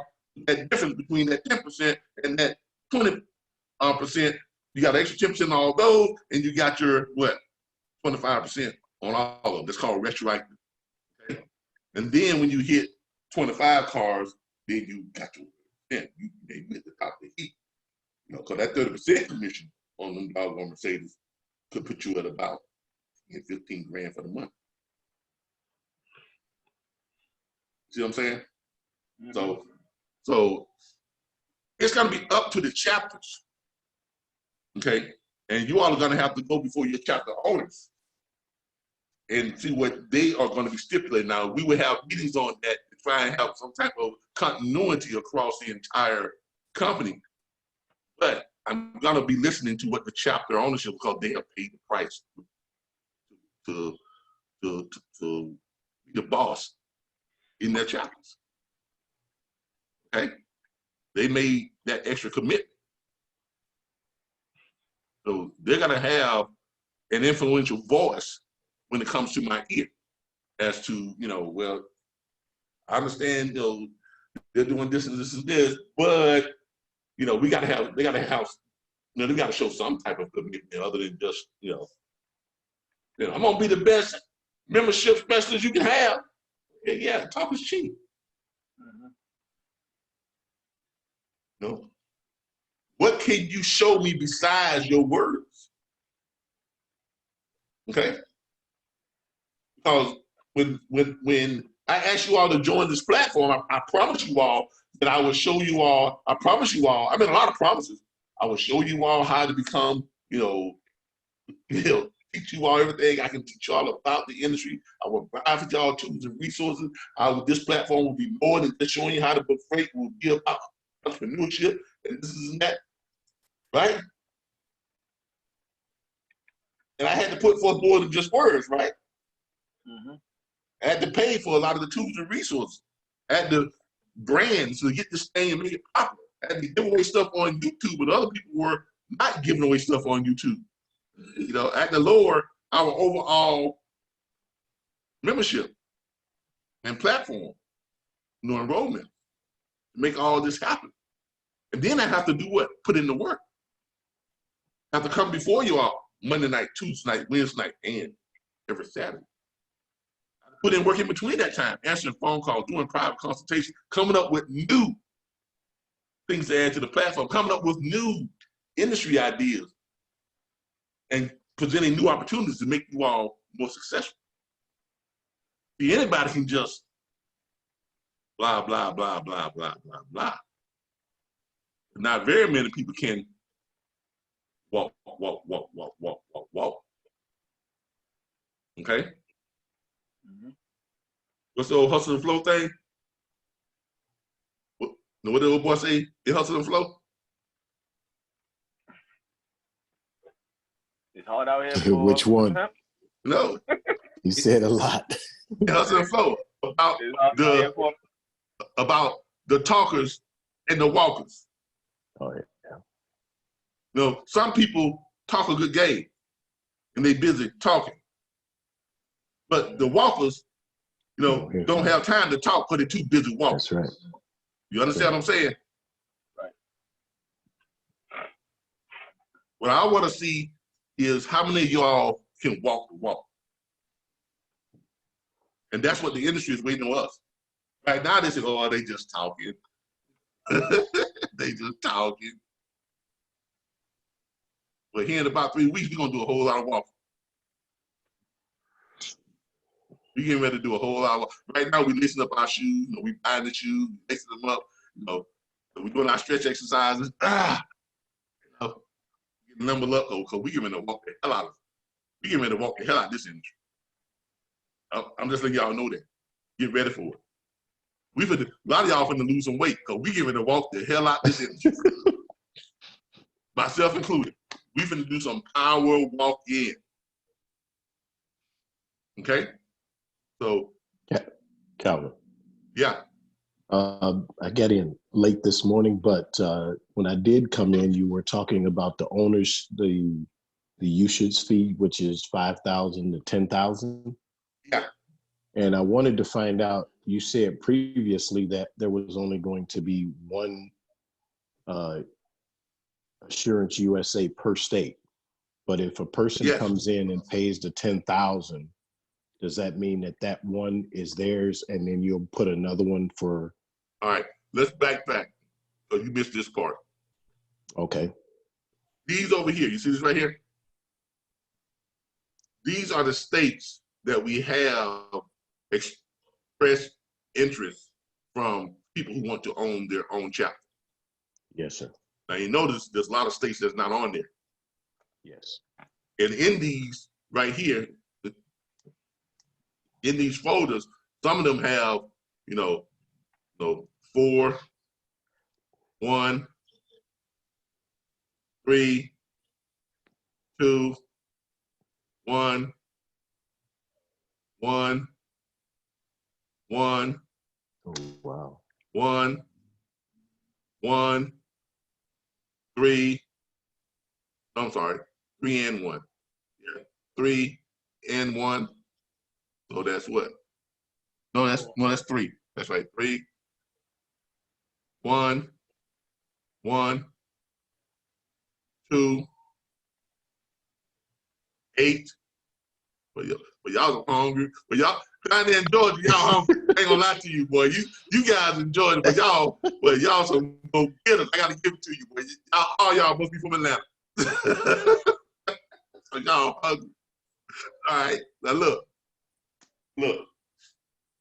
There's plenty of room for people who want to have their own one to venture into other states. Okay, so Okay.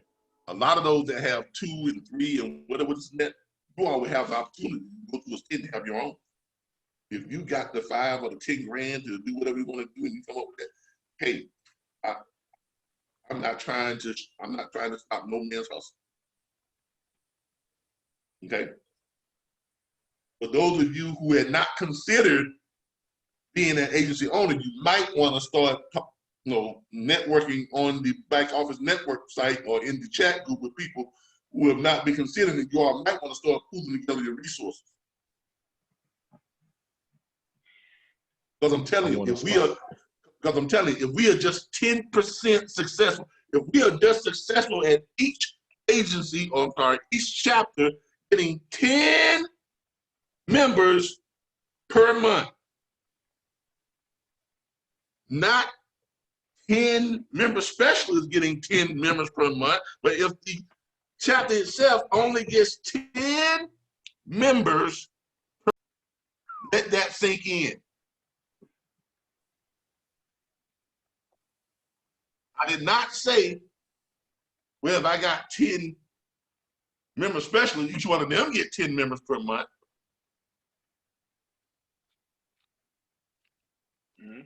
Change the game. Okay, you all saw the numbers. You all did the math. Math don't lie. And with some of the new stuff that we are implementing in merging the 2 networks, merging is all under one company, right? Including the dispatch service in with the monthly dues. So we can help them to find their 2 loads. The new strategy with negotiating with the brokers without negotiating, and you all are gonna jump all over that, start making phone calls to every broker you can think of. You're gonna be digging them out from underneath the rocks, brushing off the old brokers that you had thrown away. You're gonna be calling them up and doing what? Mr. Broker, how you doing? I want to see if you can help me out with something. You're gonna be employing that strategy. And you're gonna get those broker lists to come over to you. You're gonna have them every morning, your brokers list, that are filled with what? Van loads that are paying more than $2 per mile. Flatbed loads that are paying more than $2.50 per mile. Reefer loads that are paying more than $3 per mile. So now you're able to do what? Cater to the needs of our membership base. And believe me, we are going to find at least one factory company. We're already in talks with 2, and I haven't even hit another 47 that I've already targeted, that I've already, placed down on list and I'm going to target. But I want to give these 2 the opportunity to come on board and be on the right side of this ship. Because I figure I owe them that. But if they can't see it, guess what? I'm gonna go to two more. And if they can't see it, guess what? What's 2 more? And if they can't see it, I'm going to 2 more. If they can't see it, I'm going to 2 more. Before we're done, we're gonna have a factory come and say, hey, I want to do the whole thing for you. And that's who we're gonna ride with. Anybody else that tries to come in after that, well, we got a deal from such and such factory, so we're gonna ride with that right now. Now, if something happens, down the line, whatever case may be, if they become dissatisfied or whatever case may be, then we'll think about giving y'all a call. That's business, right? Because I can't go back to that guy that offered me them 12 Bitcoins for $72. Hey man, look, can I still get that deal and do Bitcoin for $12? Man, who the hell? Remember we talked back in 2012? You may have been out I can't do that now, right? I failed to take advantage of a monumental opportunity. That's how it works. Now, did I still get into Bitcoin? Yeah. But instead of getting 12 or $72, I got 0.0222067 of a Bitcoin for $1,000.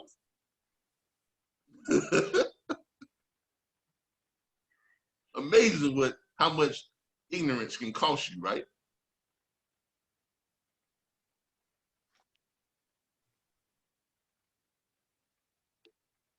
Cost me about $1,000, my ignorance. Actually, it cost me about $250,000. My ignorance, because those 12 Bitcoins would be worth $232,000 and $40,000 right now. That's what they're worth right now. All right.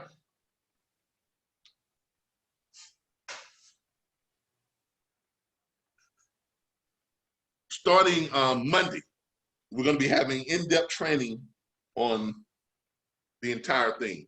All of our training now, all of our training is shifting to the combination of one product. That's what? The benefits package. The benefits package includes what? Dispatching. The benefit package includes what? The Assurance USA benefits and how to fish the entire package. The benefit package includes us trying to bring in factoring companies. So we're going to go ahead and start training as if we have a factory company in-house already. Now, I've already developed relationships with other lenders, but I don't want them to be our primary lenders. I want our go-to lenders. I want our go-to people to be factoring companies. Okay? Those are our go-to. Those are the ones that we want to have under contract and be in a deal with to, both ways. Go-to. Okay?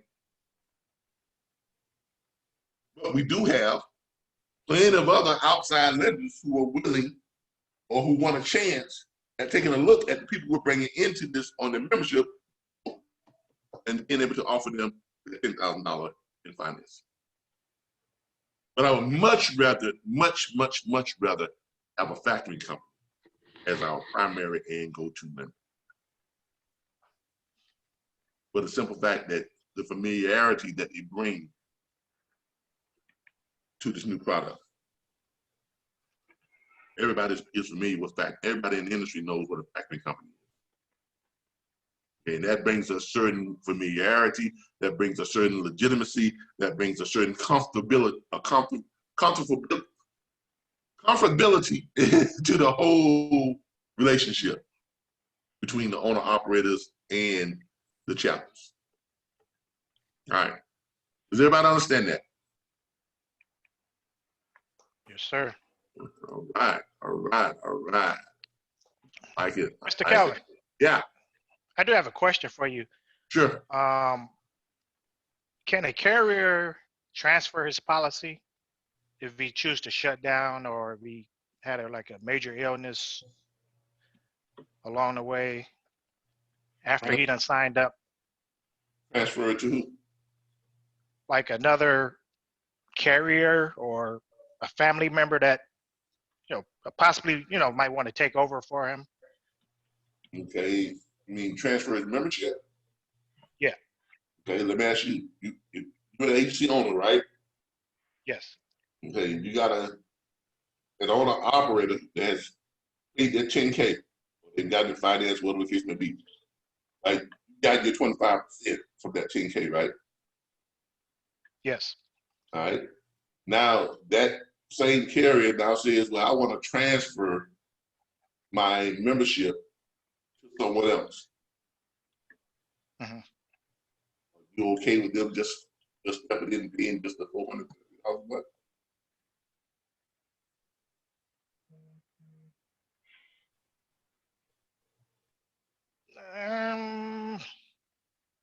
But that's what I'm trying to find out, I guess. I'm asking you. I'm asking you. Are you okay with that? Are you okay with that, knowing that you got to pay out claims when they file claims? I'm sorry, can you repeat that, Calvin? I'm sorry. Are you okay with going when they file a claim, a benefit claim, you're gonna have to pay out on those benefit claims from just the $433 a month that they're bringing to the table. Yes. So you'll be okay with that.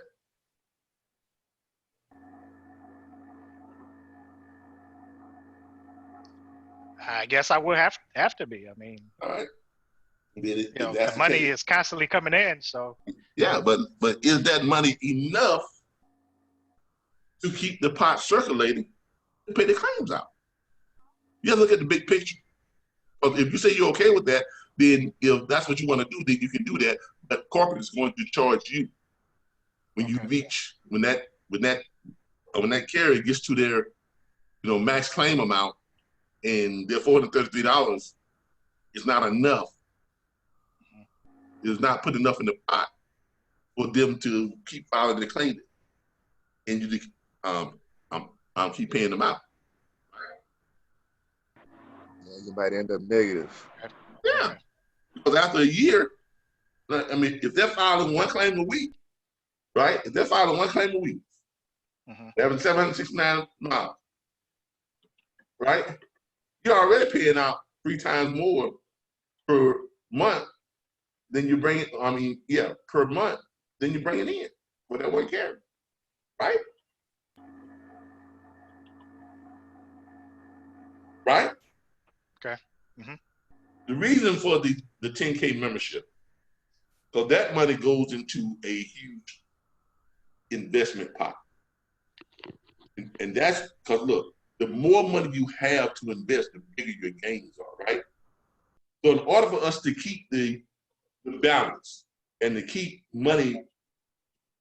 enough money in circulation to be able to pay claims out without going into deficit, because you don't want to start operating in bankruptcy. That's bankruptcy. You want to have enough money in circulation, in the pot, in the pool, in the membership pool, that you can pull 40% or 50% out of it, right, and put it into aggressive investment strategies, which in turn what?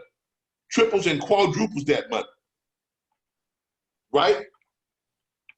Okay. And that brings in 3, 4, 5 times more money than what was there before, and is growing every single month. And every single month, that it grows, the investment pot gets bigger and bigger and bigger. And as that gets bigger and bigger and bigger, the returns get bigger and bigger and bigger. And that's how you are able to create an industry or a company that has enough money, even though what you're putting in may not, you look at it and say, well, if you keep putting this extra, then you don't have more. A lot of people can't understand it. They can't think past that level. That's why insurance companies don't just spend the money. They go to what's called it, they invest that money. That's why banks, you think banks just make money off of the little percentages that charge you to house your money every month? Read your agreement with your bank. Read your contract. Read your account. Go back and pull up your banking account. You have given them permission to invest your money. And they pay you a small percentage of the interest that comes back off those businesses. They keep a large percentage. Your money hasn't gone anywhere, so the money you put in is still there, but they are making money on the interest of your money. To keep the bank rolling, to keep the bank growing, to keep the bank profiting.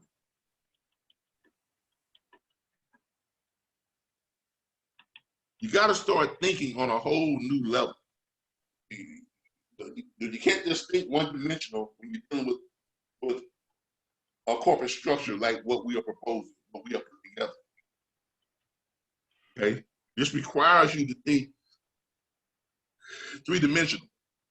It really does. It requires you to think three-dimensional. You can't think of it as a linear and then just roll back around and this. You have to think of it as a whole sphere or a cube. And it works inside and out, upside down, and what's here can be folded here and be folded here and folded back here to make what? An entire cube, a perfect symmetrical cube.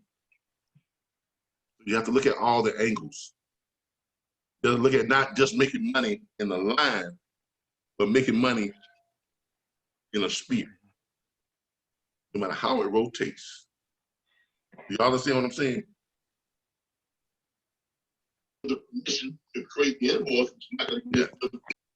I'm giving you all kind of a basic lesson in finance, in how, you know, banks and insurance companies and membership platforms and things like that, how they operate, how they stay on top. Because when you look at the surface of it, okay, well, in any benefit package, the whole point of a benefit package is for you to pay a small amount in, but get a lot out, right? Right? So you would think, how does the benefit provider make money? Because you're thinking what? One dimension. You're thinking in a linear line. You're not thinking in a, you know, residual, compounded, you know, what's the word I'm looking for? Multifaceted, and the overall, you know, like just a whole three-dimensional, you know, money coming in from all three dimensionals. You create this, like this perpetuating ball that is spinning and spinning and spinning, and the more it spins, the more heat it generates, and the more heat it generates, the more energy it gains, the more power it puts out. You know, that's what you're doing. And we're just putting that ball into motion, just not starting to spin. As it spins and spins and spins and draws and draws and draws, it creates more and more kinetic energy, and just rolls, the more power it builds. The lights on. Keep, you all paid the 25% to keep the, let's call it in their 25%, to keep the policyholders, you know, paid on their benefits and things of that nature.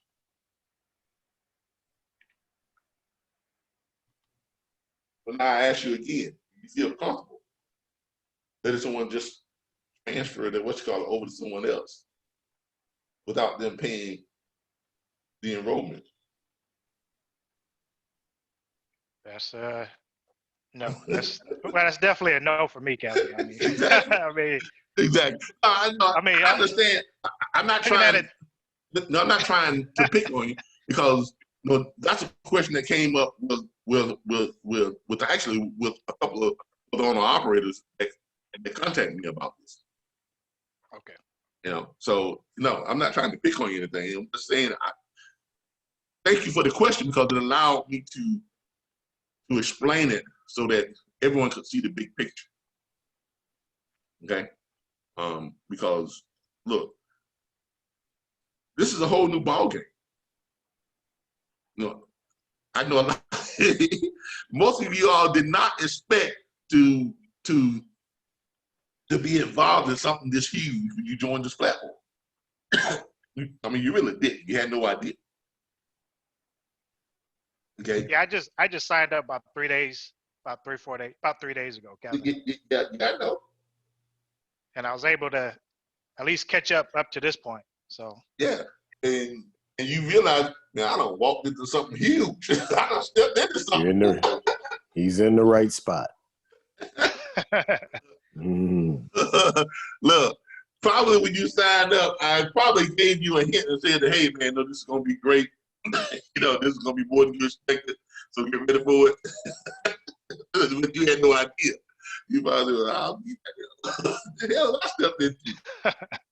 When I came in 2 weeks ago, I thought I was just going to have a single income of dispatching. Now I got multiple streams of income in the same business. Yeah, look, that's what this is all about.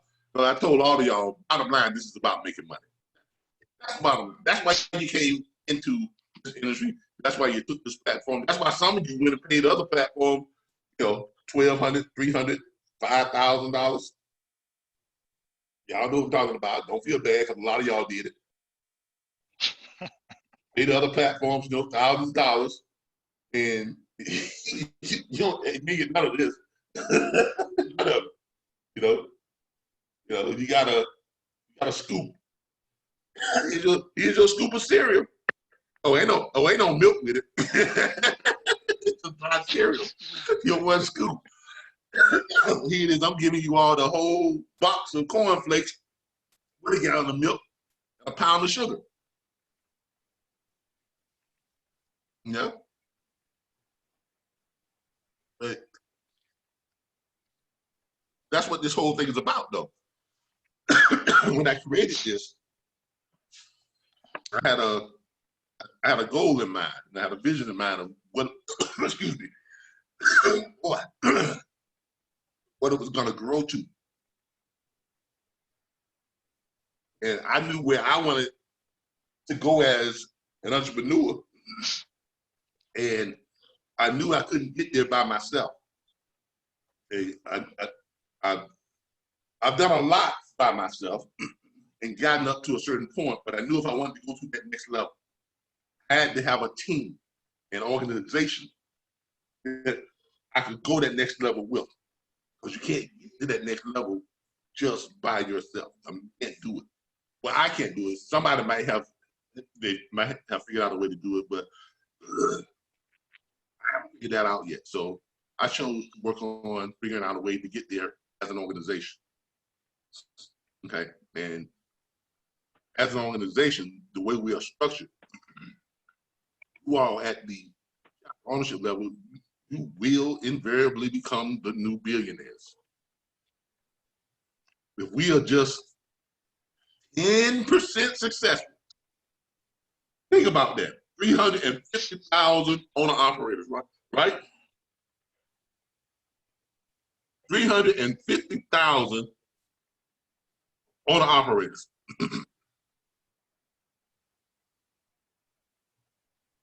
Plus, how many lease operators are there out there, you all? Does anybody want to take a guess?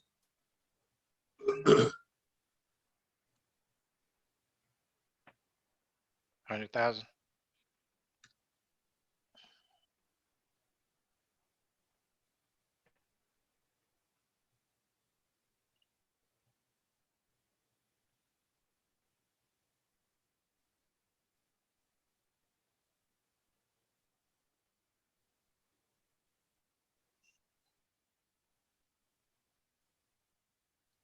Okay, I would say probably more leasing than Yeah, owning. probably is.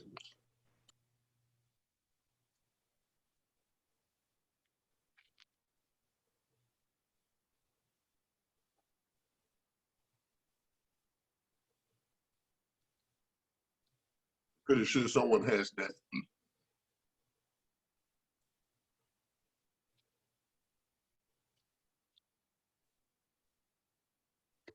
Yeah, that's the owner operators out there, 350,000 owner operators registered in the United States. All right. Now it says here most lease onto larger carriers and operate under the carrier's DOT. Now, I'm not talking about those. I'm talking about people who go out and who are just in a lease, who are just, because you know when you lease, you don't own your truck, right?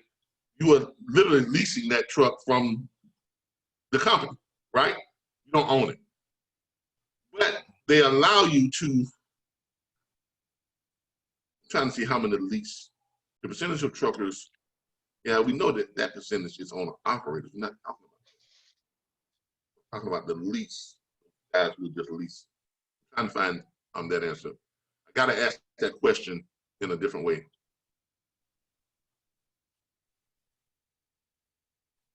Oh.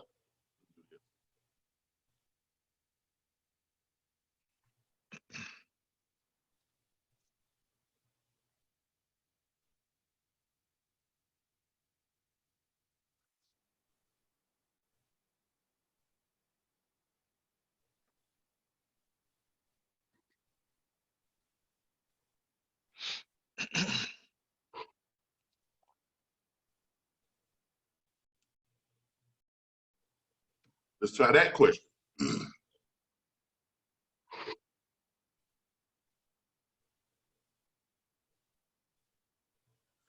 Nobody wants to answer that question.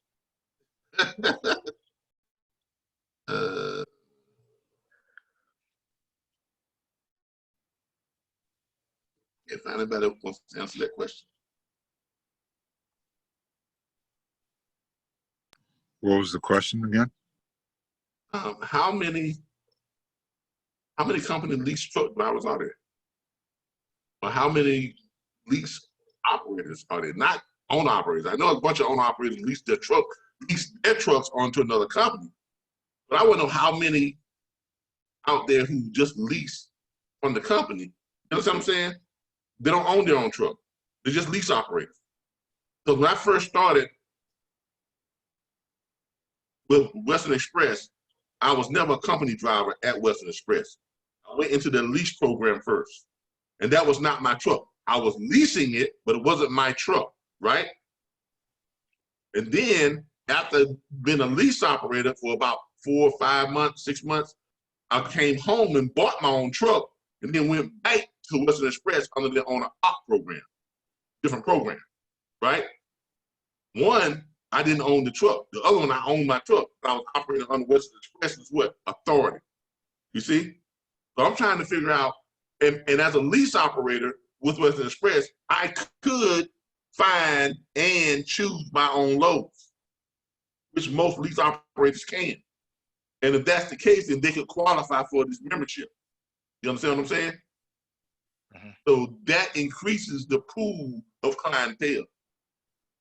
And I was trying to find out the number of lease operators out there.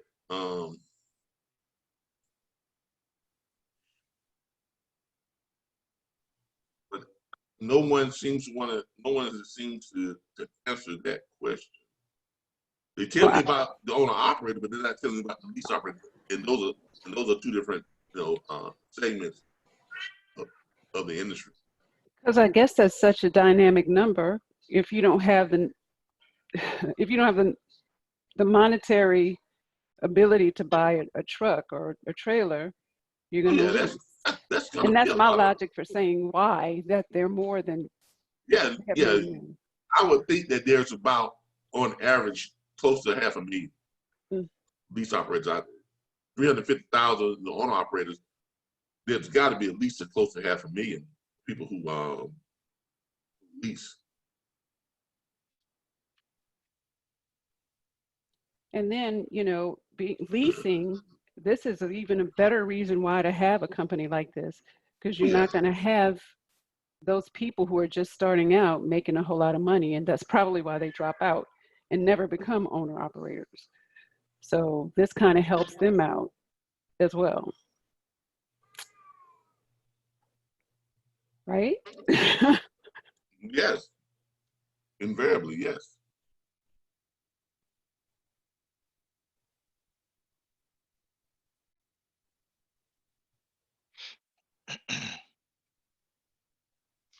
Let me rephrase it another way.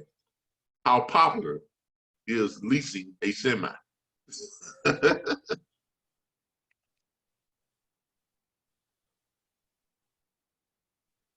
See if someone indirectly answers the question through that question. Lease versus buying a semi. Popular alternative to purchasing. This seems to kind of hits on the lease versus buying a semi truck. Semi leasing is a popular alternative to purchasing a semi, finance or otherwise. In this article, we will discuss the benefits of semi truck leasing and why it is such a popular option. How much does it cost to lease a semi? Yeah, we know it's a lot less than buying a truck.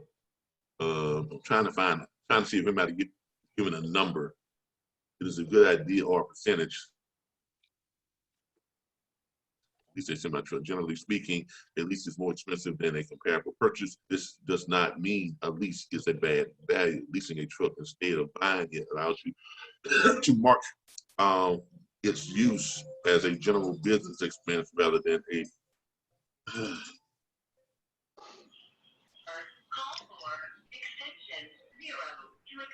This is Calvin with RBBS. We're right in the middle of our Saturday training session for our dispatch firm owners.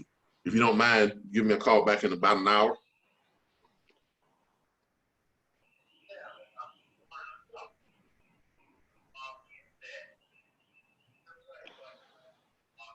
you got to go to mydispatcher.org and go to the curriculum and training page.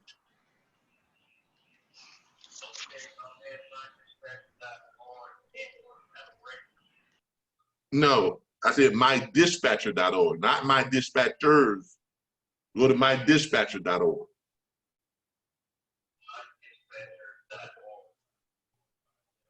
No, yeah, singular, not plural. And, okay, well, if you're behind on your subscription dues or your subscription membership fees, you may not be able to get in. Okay, then just go to mydispatcher.org, go over to where you see more, you'll see a drop down, then click on where it says weekly curriculum and training, and then you got to put in your password and log in. And then you can access the Zoom account of where we are. Okay? All right. Yeah. Look, I gotta go because you're right in the middle of training. All right. All right. Let's see. Calvin, is that lease number not included in that 350? No. That's owner operators. That's either owner operators who are leased on to another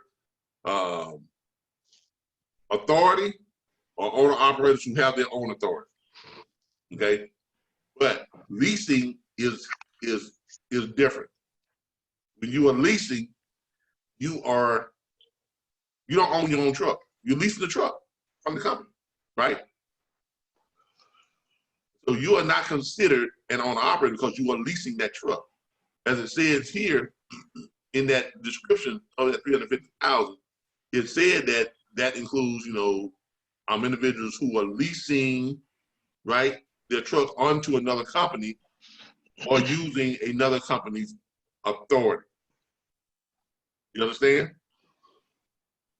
So hey, Mr. Cal, Huh? What that be kind of like what Landstar is doing? Well, Landstar, the guys own their own trucks, but they're leased onto Landstar's authority. Landstar is a trucking company full of owner operators. These are guys who have went out and bought their own trucks or they're buying their own trucks, right? Yeah, I'm having a little trouble trying to book a load for them because they don't have I guess I need an agent code, or I don't know how to get the MC number. What do you Because mean? it's through Landstar. When I ask for, the authority number or the DOT number. You don't know how to get the number for the carrier? Yeah, the Call carrier Landstar. call Landstar. Got it. Yeah, call Landstar or ask the carrier what it is. He should know what it is. Okay. Yeah, you either gotta call Landstar or ask the carrier. He should know that. Okay. All right. Thank you. And just ask them, say, hey, what authority are you operating on? What's the DOT number or the MC number of the authority you're operating on? What's your operating authority? Just ask them that. Got it. Thank you. Okay, so let's just say it's the same as this, which we know is probably higher. Okay, but let's just say it's the same. So what you've got is roughly 700,000, 6 to 700,000 potential clientele. But let's just go off with just this. Why? Because we like doing things at the bare minimum, right? This one, how is even to hit the bare minimum, you're still going to be hugely successful.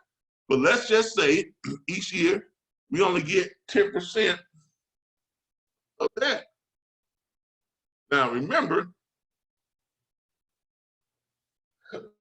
we said if we could just get 10,000 policy holders each year.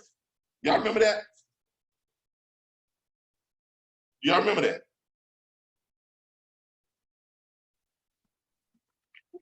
Yep. Okay. That's considerably less. That's considerably more than 10%, right? Oh, I'm sorry. That's considerably less than 10% in the 10,000 policyholders, right? That's considerably less than the 10,000 policyholders. And that's just 10% of the owner-operator pool. And we're not even talking about the lease operator. We're just saying just the owner-operator. So remember, and the numbers that we base this on that you all have in hard copy is 10 per month per chapter, right? All right. So if we've got 48 chapters, let's divide that by 48. That'll be 35,000.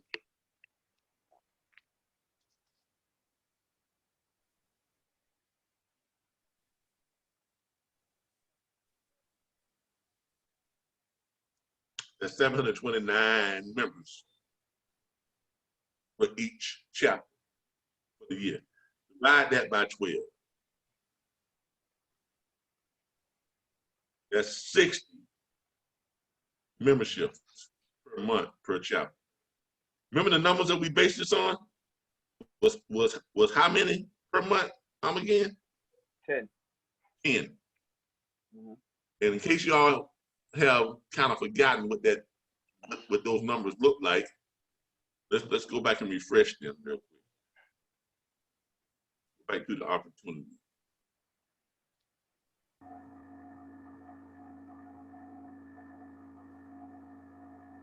Let's go back to the opportunity.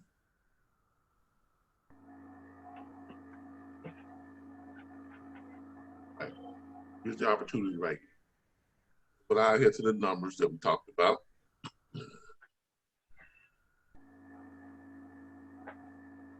Right. Here's the numbers off of the agency. Agency commission, 25%. We were saying policyholders in, but we switched that to members. Member account minimum qualifier, membership account minimum qualifier to claim a benefit it is $10,000 minus 25% the chapter or agency equals 2,500 to the chapter. Monthly membership monthly premium 433 to 633. Was it 433 to 633 again? Depending on whether it's drive and reef or whatever, but let's say 25%. 25% of the lower amount equals $108.25 to $158.25 monthly to the chapter. Chapter average 10 members per 10 members monthly equates to $25,000 a month in the minimum enrollment qualifier commission, and as much as $1,582.50 per month in residual commissions.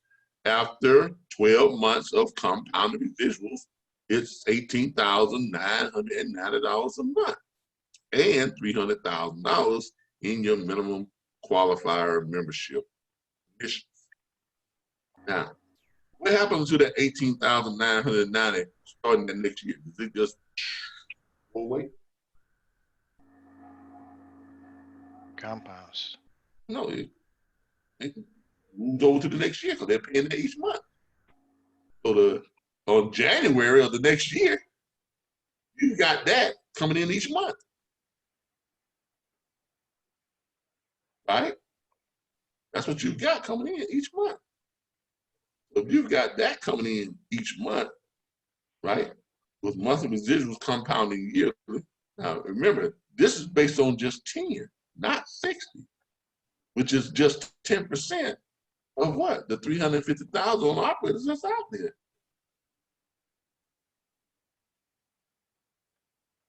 Mhm. 10 is a far cry less than the 60, right? But based on the 10, what are we looking at?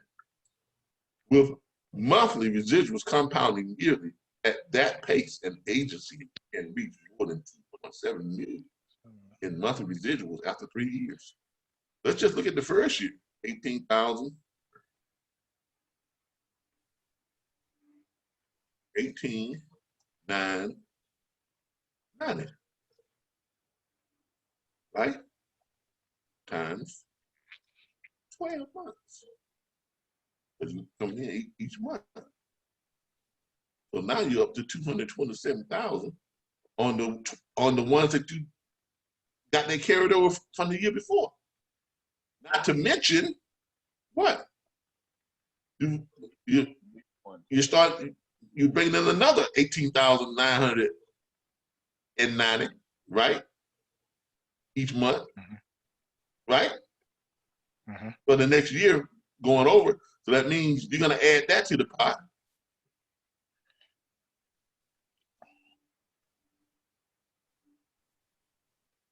So now you got 246,870 going into your third year, right?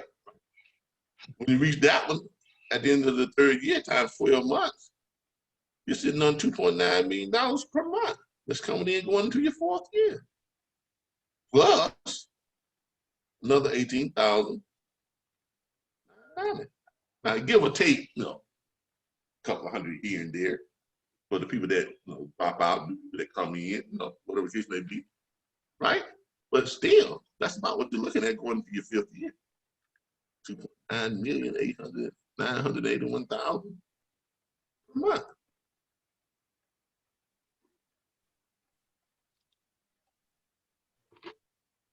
And into 6 years, you all at $35 million a month.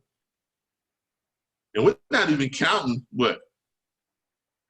That number every year with your new membership or your enrollments, right?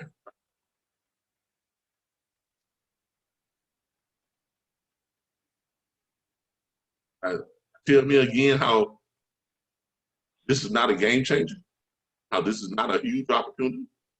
I mean, people can say what they want to, but if you all are just,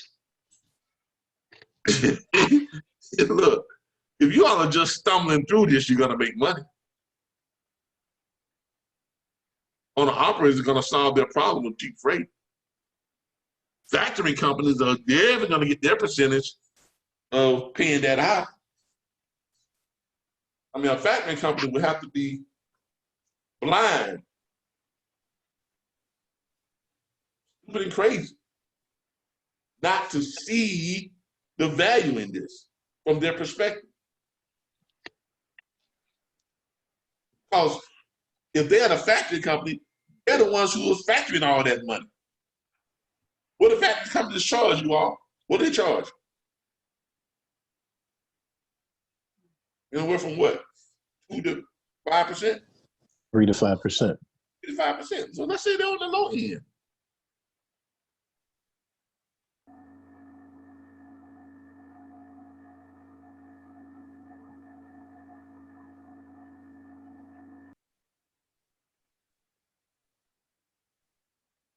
Now see that factory company would earn 107 million.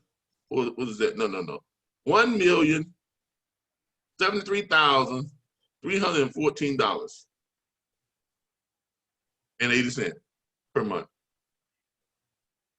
by the time they hit the fifth or sixth year. That's just on one chapter, y'all. That's on one chapter.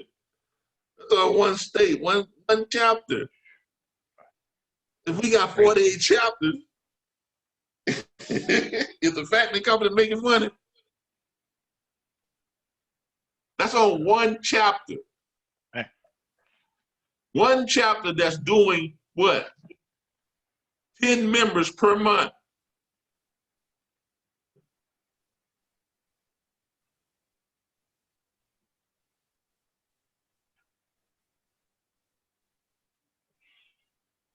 Y'all think we're gonna get a factory company that's gonna sign a contract with us? Oh yeah. Oh, absolutely. Oh yeah. Come on, Billy. That's one chapter. We've already gotten commitments from about what, 12 to 15 of you all. 8 of you all in Georgia by itself that's ready to pay you $5,000 and $10,000 for your chapters. Factory company, I mean, come on, what's there to think about? What's there to think about? You're solving the biggest problem in the trucking industry today. So is there a need? Yes, for this product. There is definitely a need for it. Will owner operators see the value in it? Yes, we've already got more than 1,000 hits on our website in the last few days, and nobody's been branded this thing but me on one social media network.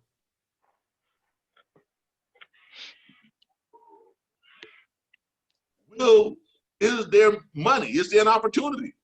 Well, there's a $1,073,314.80 per month opportunity for a factory company from just one chapter. Now, if you take that, what's that? What was that? That was 1073314. 1073314.8 times 48. For the factory company, that's a $51 million industry per month.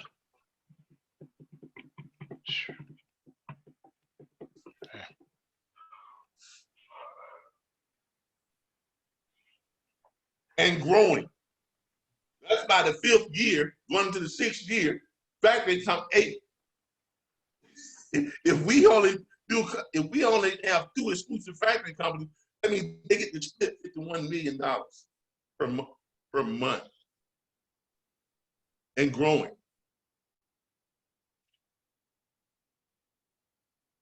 After 5 years.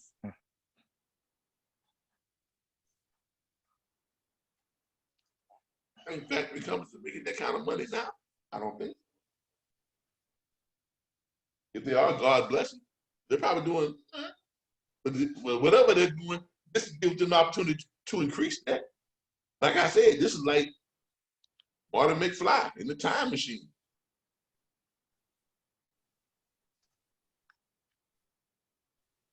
Bum, bum, bum, bum, bum, bum, bum. Y'all know that song? Back in time. This is like taking it back in time, back to the future.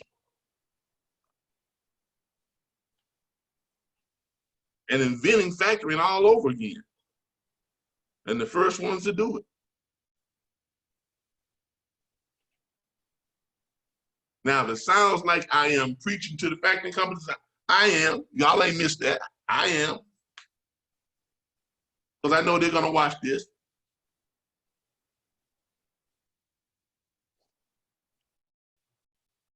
And I want them to see exactly what it is we're talking about. I don't want them to guess about it. I don't want to assume that they're going to do the numbers themselves, which they invariably are. I want them to see what it is we're talking about. I want them to know that we've only reached out to them at this present time. But I also want them to know that if, for whatever reason they decide to wait, hold out, not do whatever they want to do, no hard feelings, because then I'm going to reach out to the other 47 factory companies that I have on my list.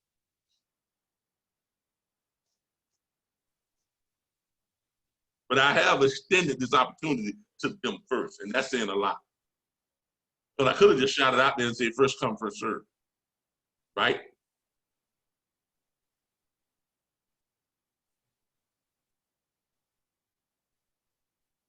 I want them to know who they're dealing with.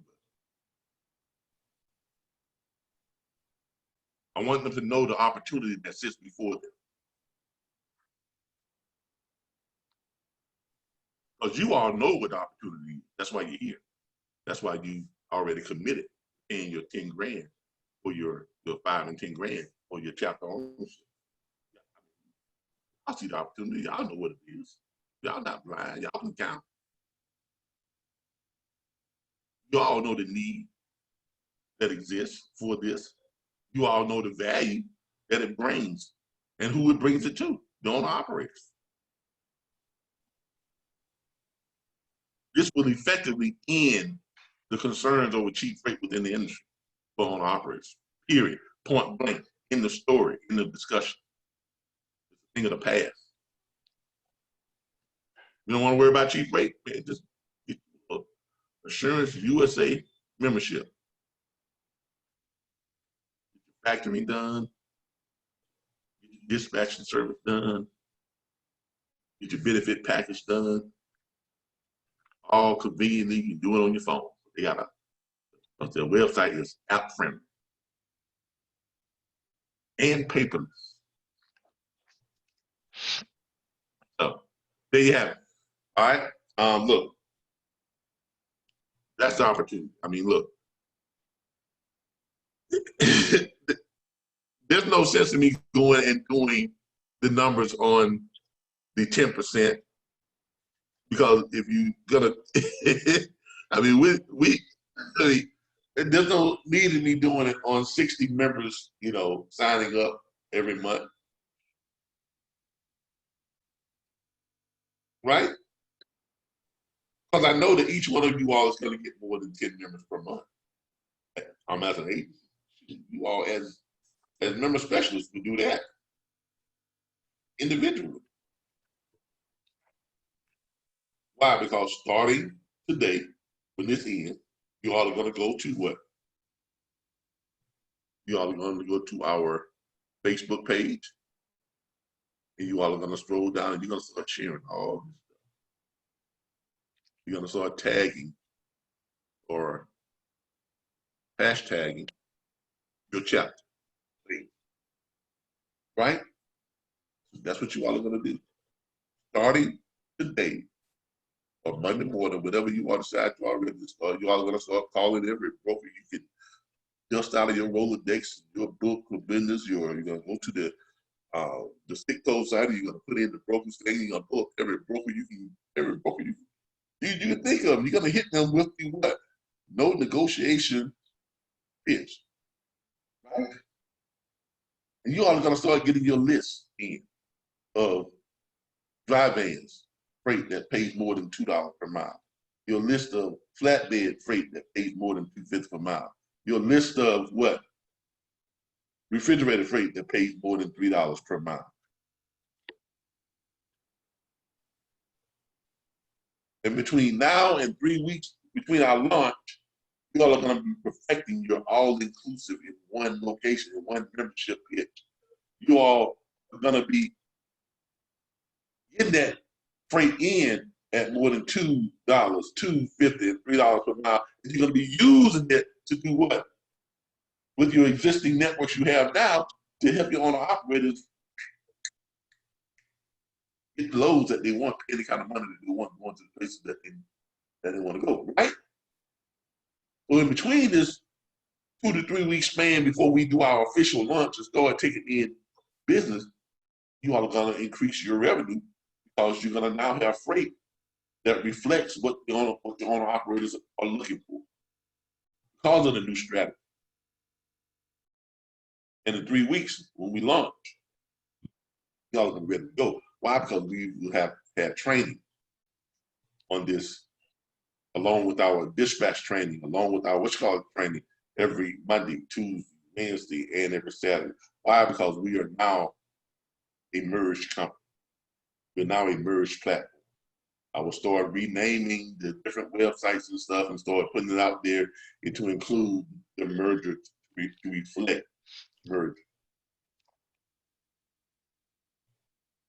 And by the time we launch, everybody will know. Assurance USA, the Compensation Enhancement Logistics Membership Association. Compensation Enhancement Logistics Association. Why? Because it's going to include everything. I have something down there that shows all the everything that it includes. You better get your enhancement, your factoring, your load management, and dispatch services all in one.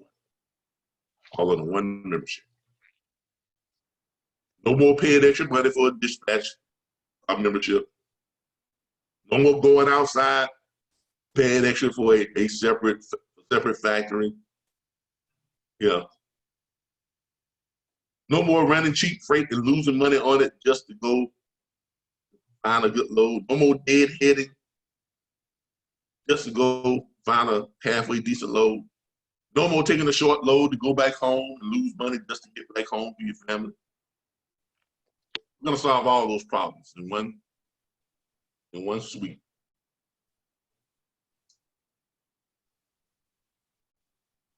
We're gonna be like the Chicago Bulls of old, sweeping. Back three-piece, or a three-peat break in three-piece, right? But unlike the Chicago Bulls of old, if we can stay a cohesive unit and not break ourselves up from within, we'll create a dynasty. How many of y'all been watching that with the Chicago Bulls back in the day? The ESPN special. Haven't seen it. The Last Dance, yes. The Last Dance. I've been watching it on Hulu. Now, everybody who knows me, which I'm gonna have to eat some crow right now. I am going to eat some crow. Everybody who knows me for the last 6-7 years, I have been an advocate for LeBron James being the greatest player in the history of basketball. I have been an advocate because I felt, I'm not gonna say feel, I felt that his physical prowess and his physical capability, just his physicalness alone, gave him the potential to be the greatest player ever to play the game. But I failed to, and this is my way of apologizing, this is my way of eating crow. I failed to calculate, and I was a huge Michael Jordan fan back in the day. I still am a huge Michael Jordan fan. I just felt that LeBron had the capabilities to be even greater. But the one part of the equation that I failed to add into the equation was what? That heart. Michael Jordan imposed his will on his opponents. LeBron doesn't do that. Not just his opponent, that drive. He didn't just impose his will on their opponent. Yeah, not only that, he made his team because he had players. Michael Jordan imposed his will upon his team. And his teammmates too, because when on the last episode, if you look, when they was talking, Look. Let me finish apologizing and let me finish eating crow, because I'm not gonna do this. I'm in a public forum ever again. Okay, so I owe this to all those people that I have chewed up and spit out in the forums, in the basketball forums, in the Facebook groups about who's the greatest, Michael Jordan or LeBron James. I literally chew some people up, man. I chew some people up and turn them into mush. Well, eat up, Mr. Chairman. Eat up right now. So the one thing that I failed to in my equation was just the sheer drive and the the will, and his Michael Jordan's work ethic. Okay, he didn't just demand that from himself; he demanded that of everyone that was around him. He had a saying, and you all can, and this is something that's close to me because I feel the same way.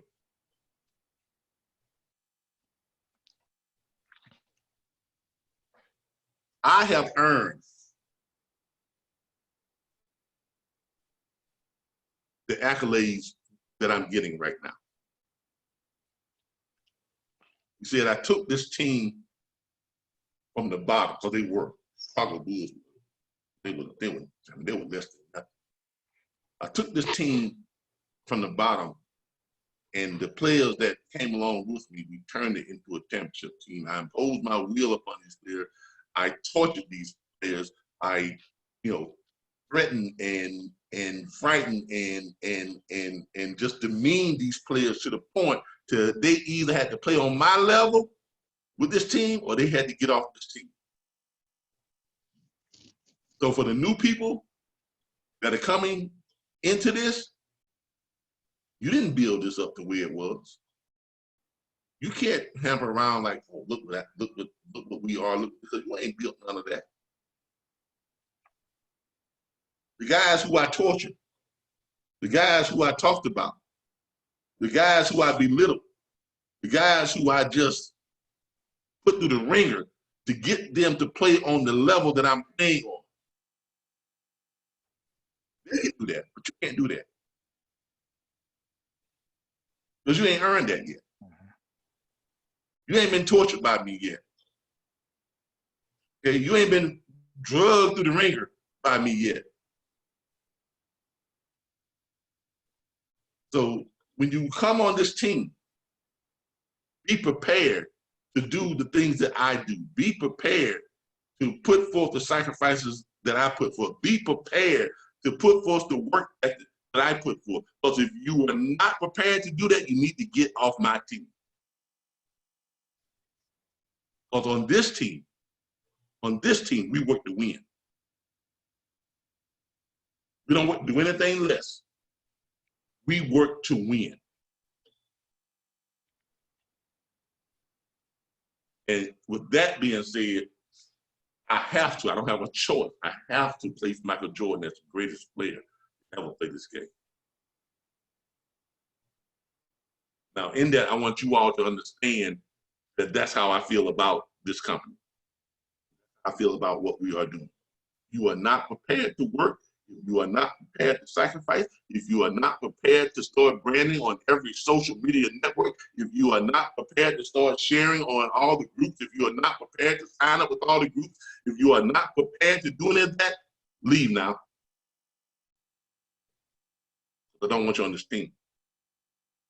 Leave now. No hard feelings. No hard feelings. Leave now. Because starting from this day, we are working. I am working to make each and every chapter owner a billionaire. That's what I'm working. I'm working to make each and every membership specialist a multi-millionaire. That's what I'm working on. And I'm gonna sacrifice, I'm gonna put everything I got into it, making sure that that happens. Everything. That's why I stay up 3, 4 in the morning. Some nights I don't even go to sleep. That's why I'm running around here some days migraine so bad because I haven't had any sleep. That's why I come here every Monday night, Tuesday night, Wednesday night, and every Saturday. That's why I take the phone calls and do the private consultation. That's why I call up all of the factory companies and all of the finance companies and steadily drilling this into them. That's why I do it. I don't do this for my health. Okay, that's not what I do it for. So you all need to be prepared to either get on my level or get off this train. On one or the other. All right? All right, everybody. I've got to go. It's after 1 o'clock. Can I ask a quick question? Yes, real quick, because I've got my delivery people here. My delivering my question new client. is like two. Can we start sending out links to our existing carriers? Can you do what now? Start sending out a link, the assurance webpage. Yeah, you can, but be ready to explain it to them. Because remember, look, a lot of carriers, you know, they'll read it, but they won't quite understand it onto the depth. So y'all hold on for a second. Thank you, sir.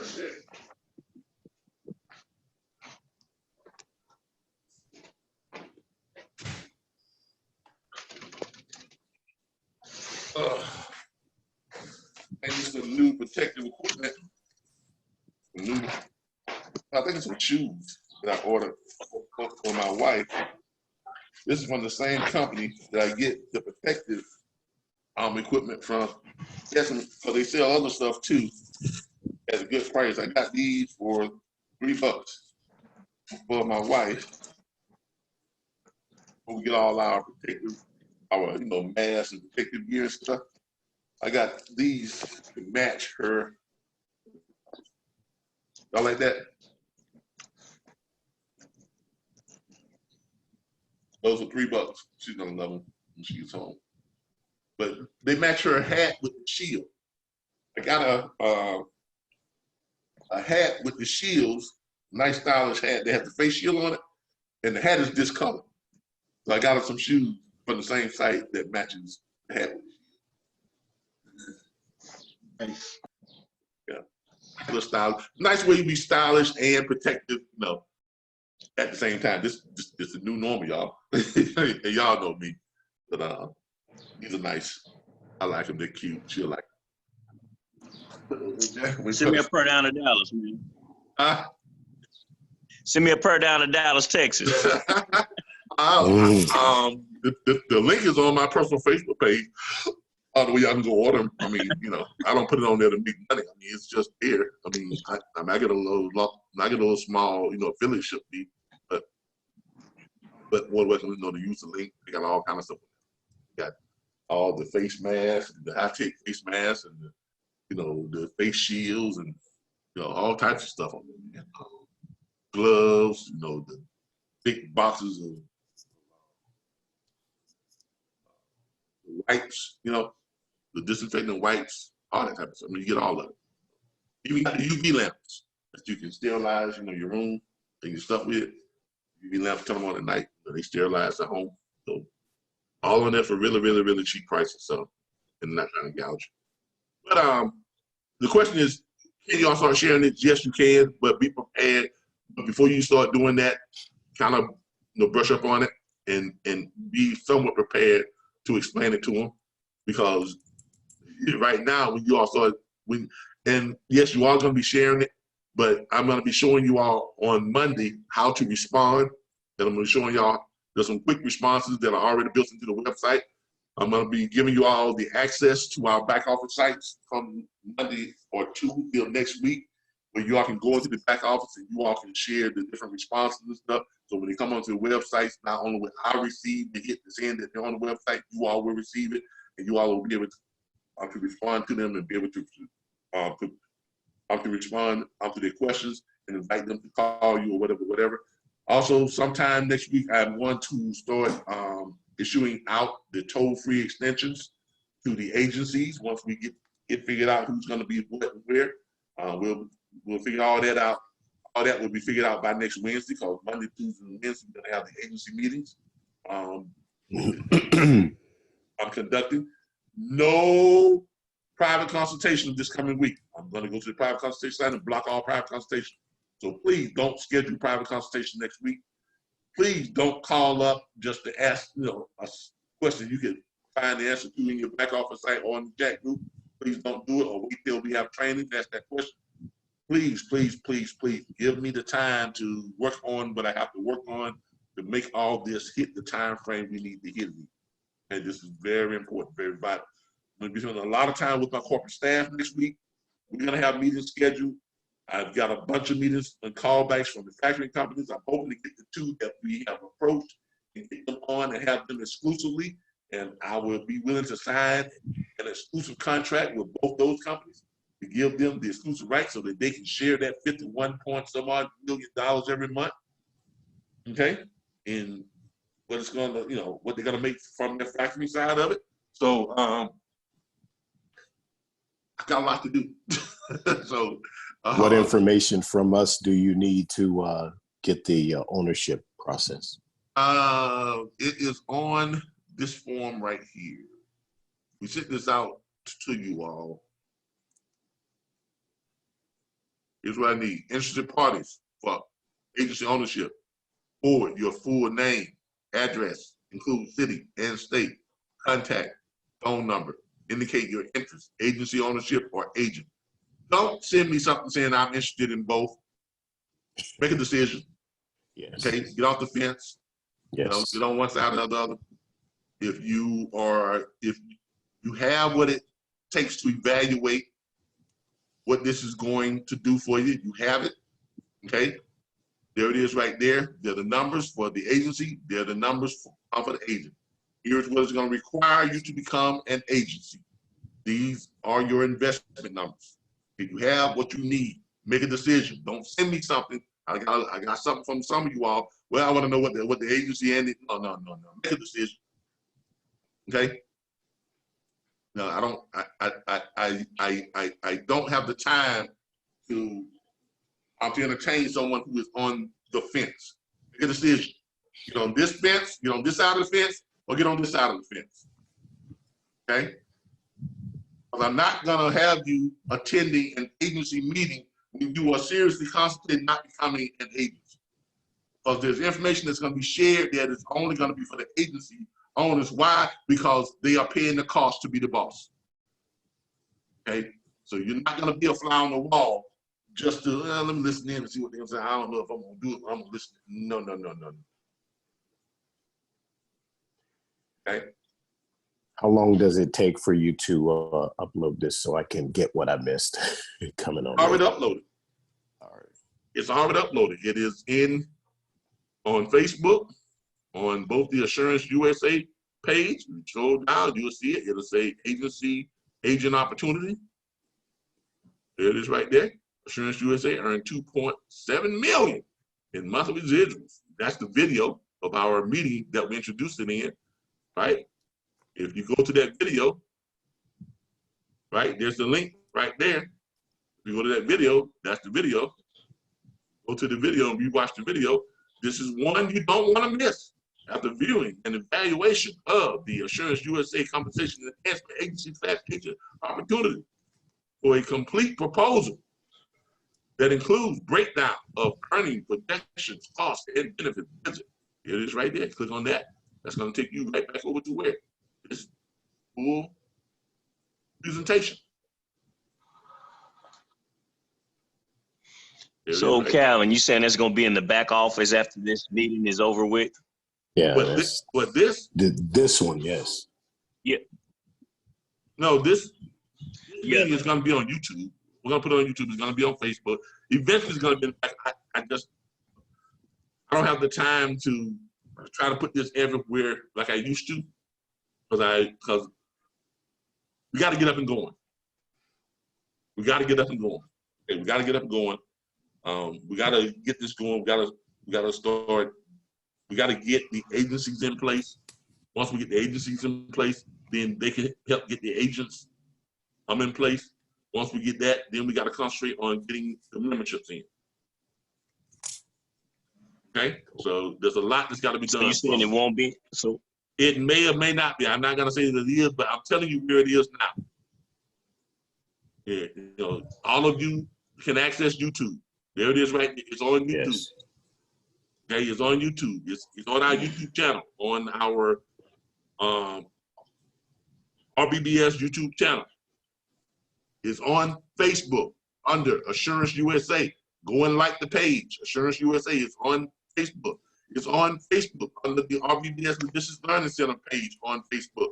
It's on Facebook under my personal page on Facebook. It's on Facebook on several other trucking groups on Facebook. It's all over the place. You all cannot miss it. You can access it.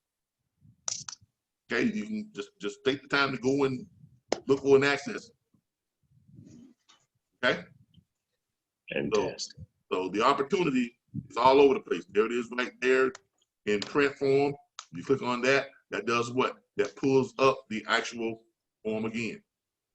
You're just looking for where it says agency and agent opportunity. Then you want to know how all this works. You're looking for where it says Assurance USA, a compensation enhancement assurance agency. What is it and how does it work? The latest version of that was changed to what? Assurance USA, what is it and how does it work? And Assurance USA, well, no, that's the video. The latest version of it was switched to but the latest version is on the website. If you go to the website itself,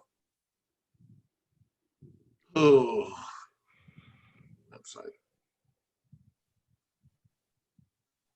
Either Assurance USA or nocheapfreight.com. Go to the website, the latest version of it is right here on how it works on the operator side. If someone is asking you how this works, it's on the website, over in the green information panel. Click on that, it takes you over and tells you how all this works. Now, how it works and the opportunity is two different presentations. This is for the owner operators that you're pitching this to or who will express the interest in it, okay? The opportunity is for you all, which gives you all your breakdown, your numbers, what's the earning potentials, you know, the whole 9 yards, okay, and what it's going to take for you to become an agency owner, okay? All the information you all need is accessible, okay? So get that over to me. And please, please, please, again, don't send me something saying, I want to know about both. Don't have the time. You know, have a little bit of, you know, respect for the time that I'm putting in trying to make this happen. And so don't clog me up, you know, trying to, you know, be in both camps at the same time. You know, make a decision on what you want to do. The opportunity is there, what it takes, and what is required to take advantage of the opportunity is there. The potential earnings is there, the projections is there, the numbers, they're all there. So take a look at it, evaluate it, discuss it with whoever you need to discuss it with you, whoever you need to discuss it with, your significant other, your business manager, your accountant, your confidant, your consultant, whoever you need to discuss it with, do that, and then make a decision on which one you want to go forward with. Then send that in, then we can go ahead and add you to the meetings that we're going to be holding, the exclusive meetings we're going to be holding this week with the agency owners. All right? Because next week, we're going to be collecting those, the license fees and the, and you all's, trademark usage fee won't start until, and we're not even going to start them right after you all, or right after we launch. We're going to give you all 90 days to start paying your trademark usage, monthly usage fee. We're going to give you all time to build up. Well, I don't know. I have to check with my corporate staff. It's going to be 60 or 90 days, one or the other. We're going to give you all time to build up your, you know, your war chest and kind of get acclimated and get used to, because you know, just starting out, you're really not used to pitching this yet.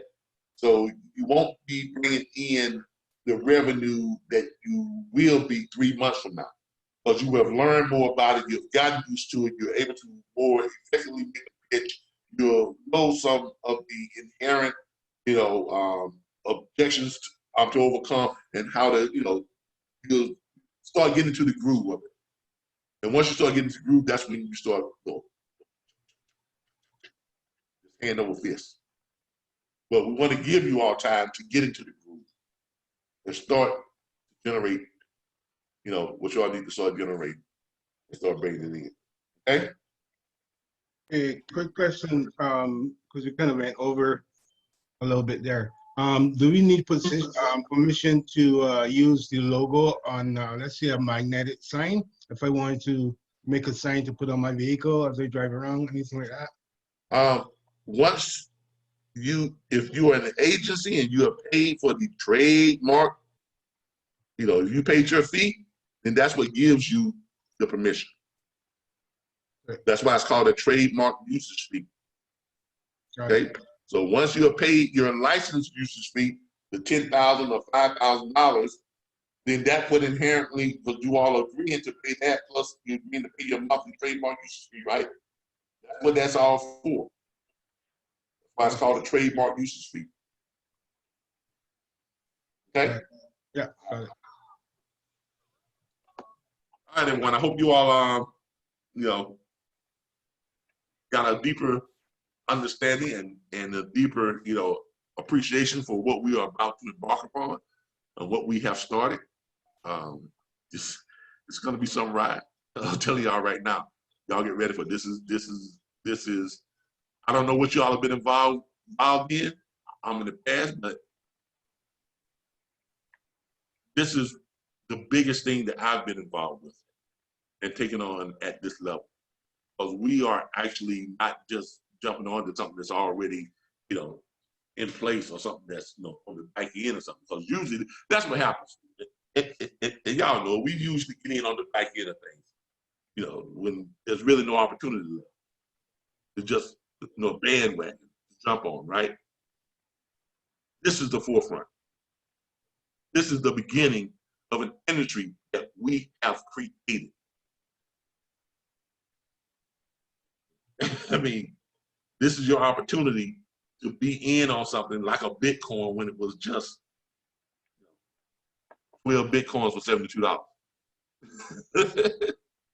You know, I kick myself every time I think about that. But that has helped me and it has compelled me not to miss out on opportunities ever again. And this is you all Bitcoin moment. This is you all 12 Bitcoins for $72 moment. Amen. This is it. Okay. Don't do like I did. You know, don't go and then look back and say, If I coulda, woulda, shoulda. yeah, if I coulda, woulda, shoulda. All right. By the way, we are going to be paying you all your commissions in 40% Bitcoin. Okay. So go get a Robinhood account now. You can sign up for free. Doesn't cost anything. Let me give you all the links. So I can just sign up for a Robinhood account. Completely free.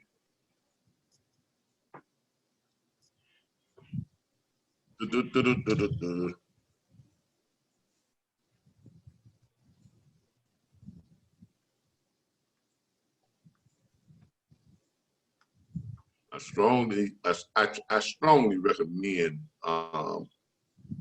Robinhood.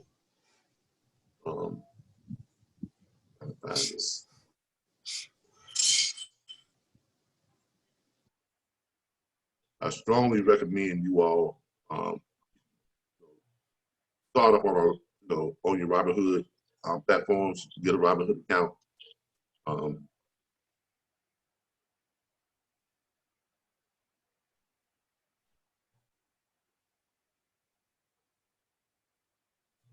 There it is. You all have it now.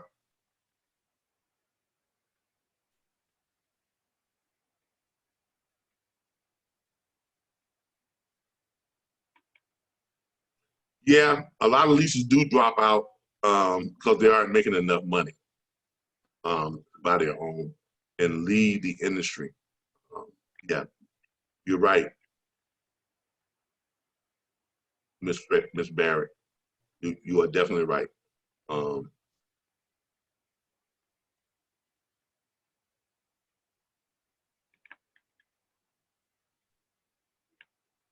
Yeah, cryptocurrency is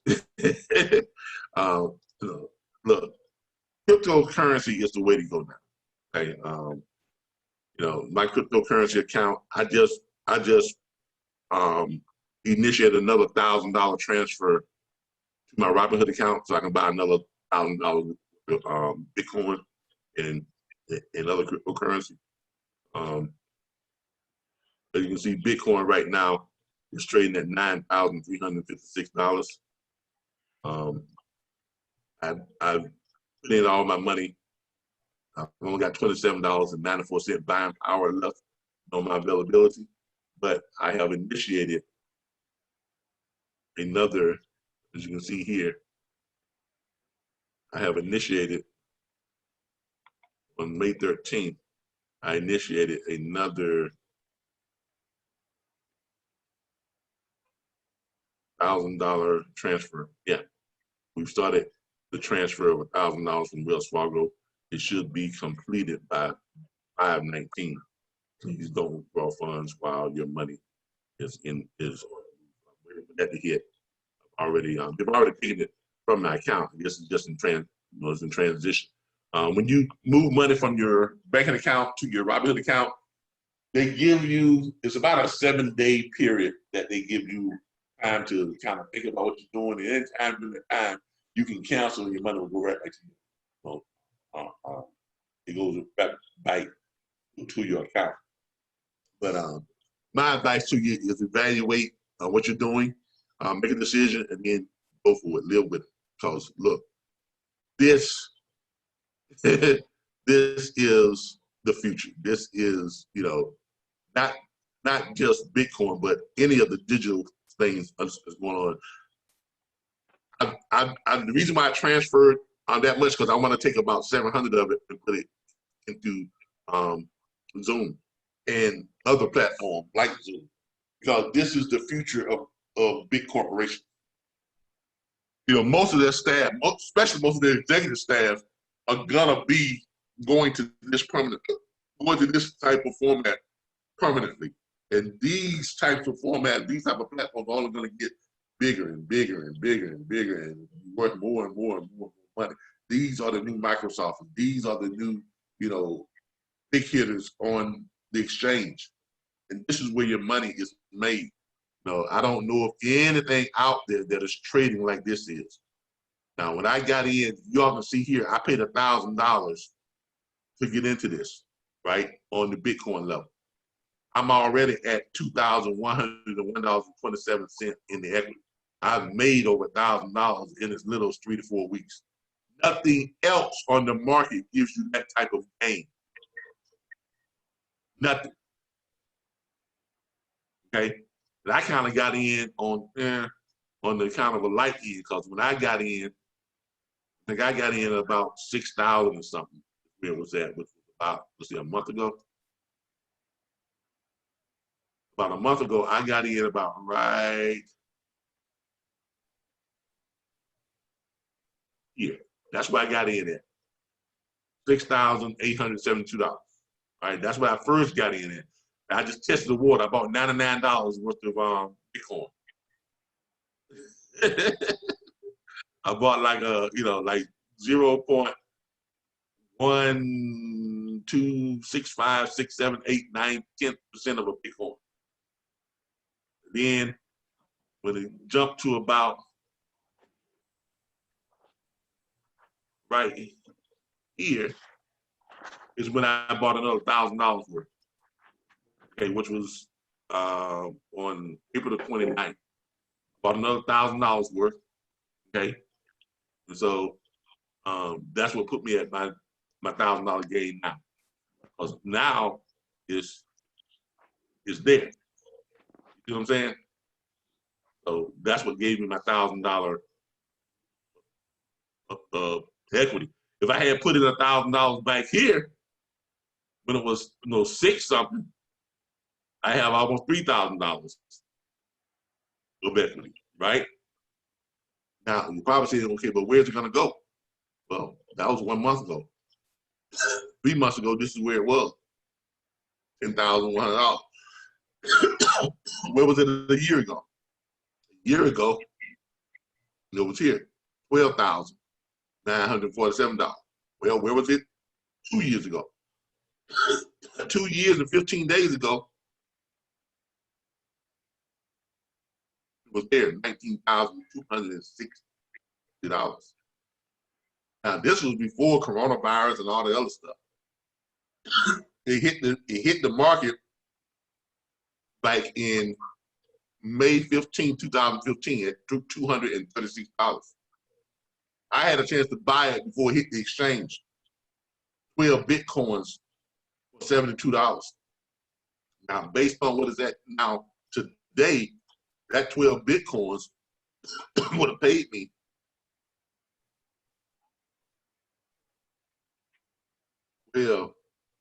times with that 9,375 before around there.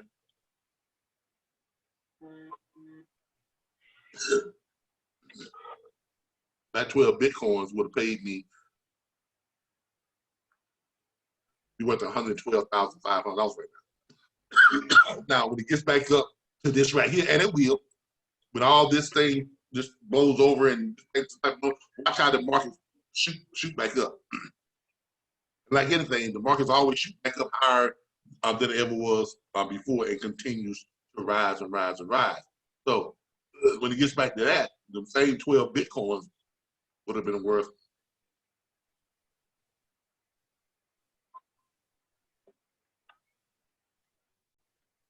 over $250,000. All the experts are predicting within 7 years, a single Bitcoin will be worth about $225,000. thing on Bitcoin. The reason why, because it's probably within 7 to 10 years going to take over as the world's traditional type of currency. It's going to be the go-to currency. They've already started to switch over now. A lot of your folks in the you know, talking about, yeah, but I didn't know what I was talking about 3 weeks ago when I told y'all that JC Penney was going to file bankruptcy. And they announced that this morning, right? I didn't know what I was talking about. Right? I didn't know what I was talking about when I told y'all companies that are digital, companies that are on the cutting trend are going to be the new billionaires, millionaires. This morning they announced that Zoom is now the 3rd richest company on the exchange. I don't know what I'm talking about. Now, a lot of y'all say, I don't know what I'm talking about when I tell y'all that within 7 years, 1 million company drivers are going to be out of work because autonomous trucks are going to hit the market in mass numbers. I don't know what I'm talking about. Y'all keep saying that. Okay? I know what I was talking about in 2008 when I hit the homeless shelter and I started filming people. Man, what you doing? Filming my comeback. I'm gonna start me a business. I'm gonna become a millionaire in 10 years. Man, you're a damn fool. You know what you're talking about. Here it is, 2020, I'm a millionaire. And I'm still recording. I don't know what I'm talking about. I'm so glad I'm hard-headed. I am. God, I'm so glad I'm hard-headed. My mom came out to our house for the first time a couple of weeks ago. And she had to sit down. She said, our bike was on the deck, looking around, we ate dinner and stuff. And she was like, Calvin, I gotta say this, because if I don't say it now, I'm probably never gonna say it. If there was ever a time when I'm so glad and so proud that you didn't listen to me, that you disobeyed me, it is now. I remember back a few years ago when you was staying in that storage container by starting your own business, building your own platform. And I remember what I told you. I told you need to give up that pipe dream of running a business from your home and running a business and get a real job. I am so glad you didn't listen. I am so glad I am hard. So glad I didn't listen to all the people that said, give that shit up. Mr. Calvin. That ain't gonna happen. Look, sometimes you have to be hard-headed. Sometimes you have to, go with what's in you, and don't worry about what other people are saying. Don't worry about what they're thinking. Don't worry about all the dumb, crazy advice that they're giving you to give up and quit. Here's what I see it. If anyone is giving you advice to give up on what you have worked so hard for, they clearly do not understand what drives you. And I do not take advice from people who do not understand what drives me. Point blank. Because if I did, I'd probably still be homeless or worse. If I did, at best, I'd probably be working, I'd probably be laid off from a 9-to-5 job where everyone else is right now, laid off from a 9-to-5 job. If I did, I'd probably be in those long food lines, struggling, trying to get food to feed my family. If I had listened to them. If I had listened to all that good advice, that reasonable, sensible advice, if I had listened to all of them, I'd be in the situation that they're in right now. But instead, I didn't listen to them. And I'm not in that situation. My wife and I don't worry about where our next meal is coming from. We don't worry about going to the grocery store and not having enough money to get. We go to the grocery store now. We get groceries for us, for my dad, for my mom, for other people in their neighborhoods. because God has put us in a position to be able to do that. Because I was hard-headed, because I didn't listen to them. Some of those same people that we go and get groceries for now were the same people that told us, man, give that shit up.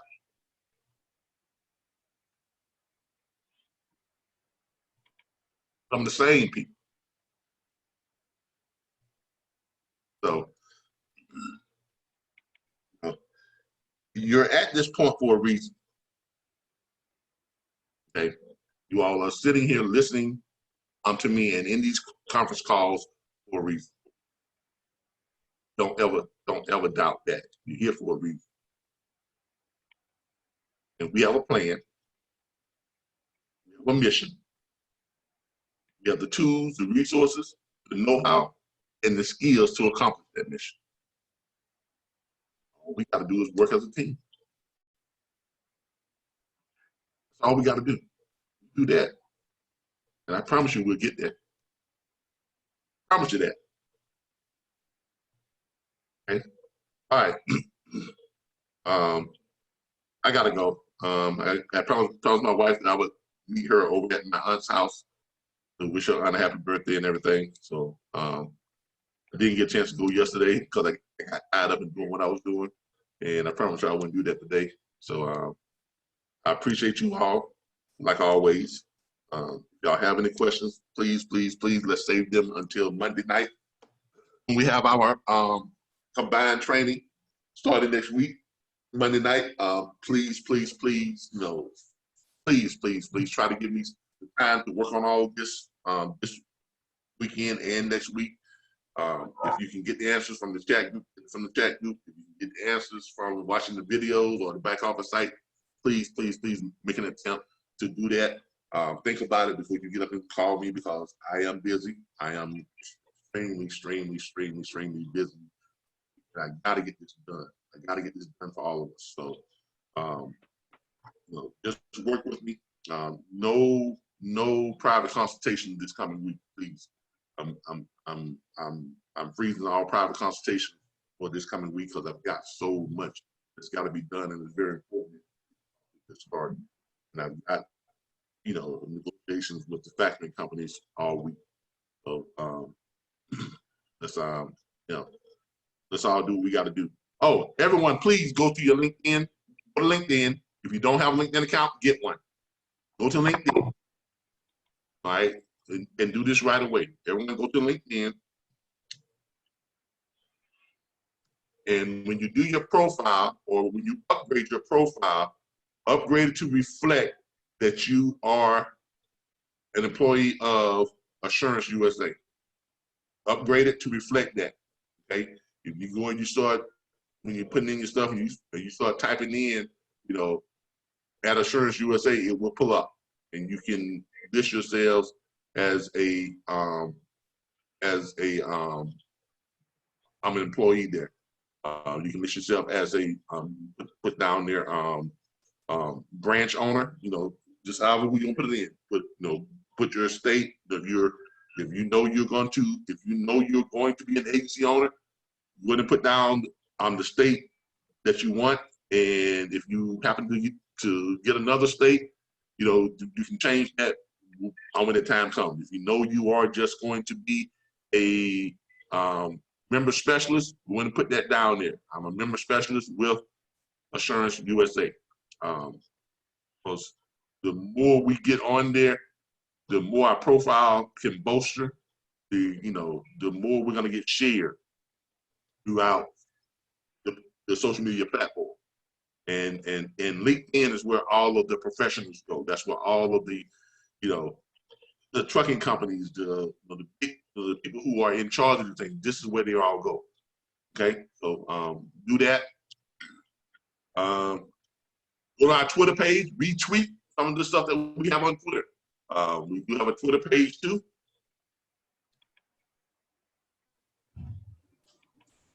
We have a Twitter page, so go there and retweet some of our tweets. Create your own tweets, so share our videos on YouTube, share our stuff on Facebook, in Twitter. Join trucking companies in Twitter. People will follow you, like Low Lord Logistics is now following us. Trailer Todd is following us. Dominant 290 is following us. ACI Transport is following us. Mr. Reginald Israel on my corporate staff, he's now following us. Mike, whoever Mike is following us. And Truck Driver Connect is also following us. So, the more you all go and you all follow us on Twitter, you start retweeting the stuff that we tweet, or you tweet stuff with our tag in it, it's going to cause more and more, truck drivers, owner operators, factory companies, people of that nature are going to catch on to what we're doing. And they're going to follow us. They're going to follow us. They're going to be hanging on our tweets like they hang on the president's tweets. I gotta feel sorry for the man because everything he do is not right. Be careful what you wish for, you just might get it. Okay, remember that, everybody. Be careful what you wish for. Be careful what you pray for, because God does answer all prayers. He may not answer in a way that you think or a way that you want, but he answers all prayers. If you pray to God and say, God, help me to be courageous, right? What is he gonna do? He's gonna place you in danger so that you can do what? Experience courage, right? You say, dear God, help me to be prosperous. What is he gonna do? God's gonna give you more work to do, so you can become prosperous. It ain't what you might not think that's what you're praying for, but that's what you gotta think about that. Be careful what you pray for. Be careful, because he will give it to you. All right? All right. Kevin, can you show how to add assurance to your LinkedIn again? When you go to LinkedIn, what are we at here? LinkedIn. Where's my LinkedIn?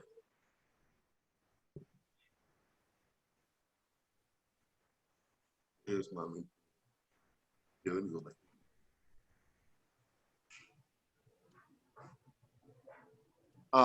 If you're on LinkedIn, right, when you go to your profile, or when you sign up, you're gonna go to your profile, right there, see your profile, do your profile.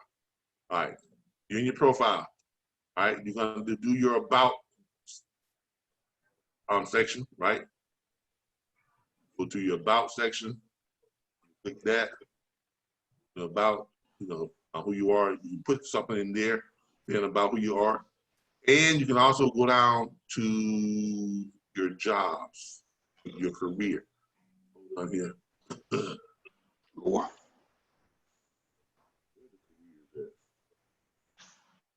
All right, your experience. Scroll down, see where it says your experience. Then you can add one, the plus sign. Click that, right? You can go up here and start to add, your new experience. Type in what title it is.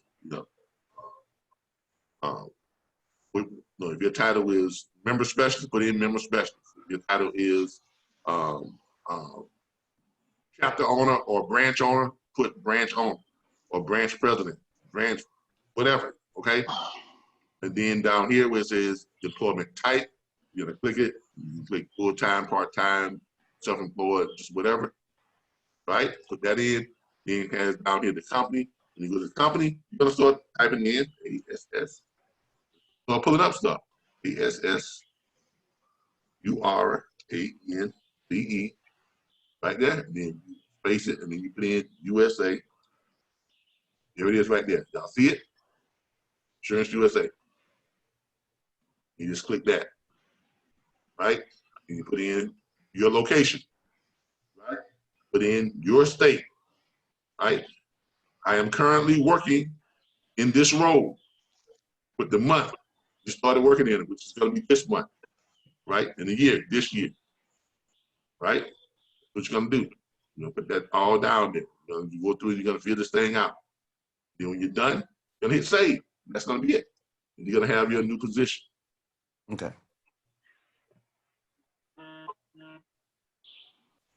Okay, you're gonna have your new position, and when you have your new position, it's gonna pull up like this. You know, right here, it's gonna pull up on your what you call it. It's gonna go right here. It says Assurance USA. Pull it up, go down. There it is. Chief Executive Officer, full time, 2020. President, Tallahassee, Florida, full time. We are America's trucking industry's first and only provider of competition enhancement insurance policies, ensuring owner operators bottom line. We change that from policy to membership benefits, you know, that type of thing. So, yeah, do that, but then you'll start getting a lot of, you know, congratulations on your new position from all your connects on LinkedIn. That's all I've been getting lately. You know, but you'll be amazed at who starts to congratulate you, you know, and stuff like that when you're doing stuff like that. Messages you get from people. Yeah, congratulations, you know, residential grant specialist, you know, sending stuff, and you can. And LinkedIn is a good place to start, you know, getting your connections.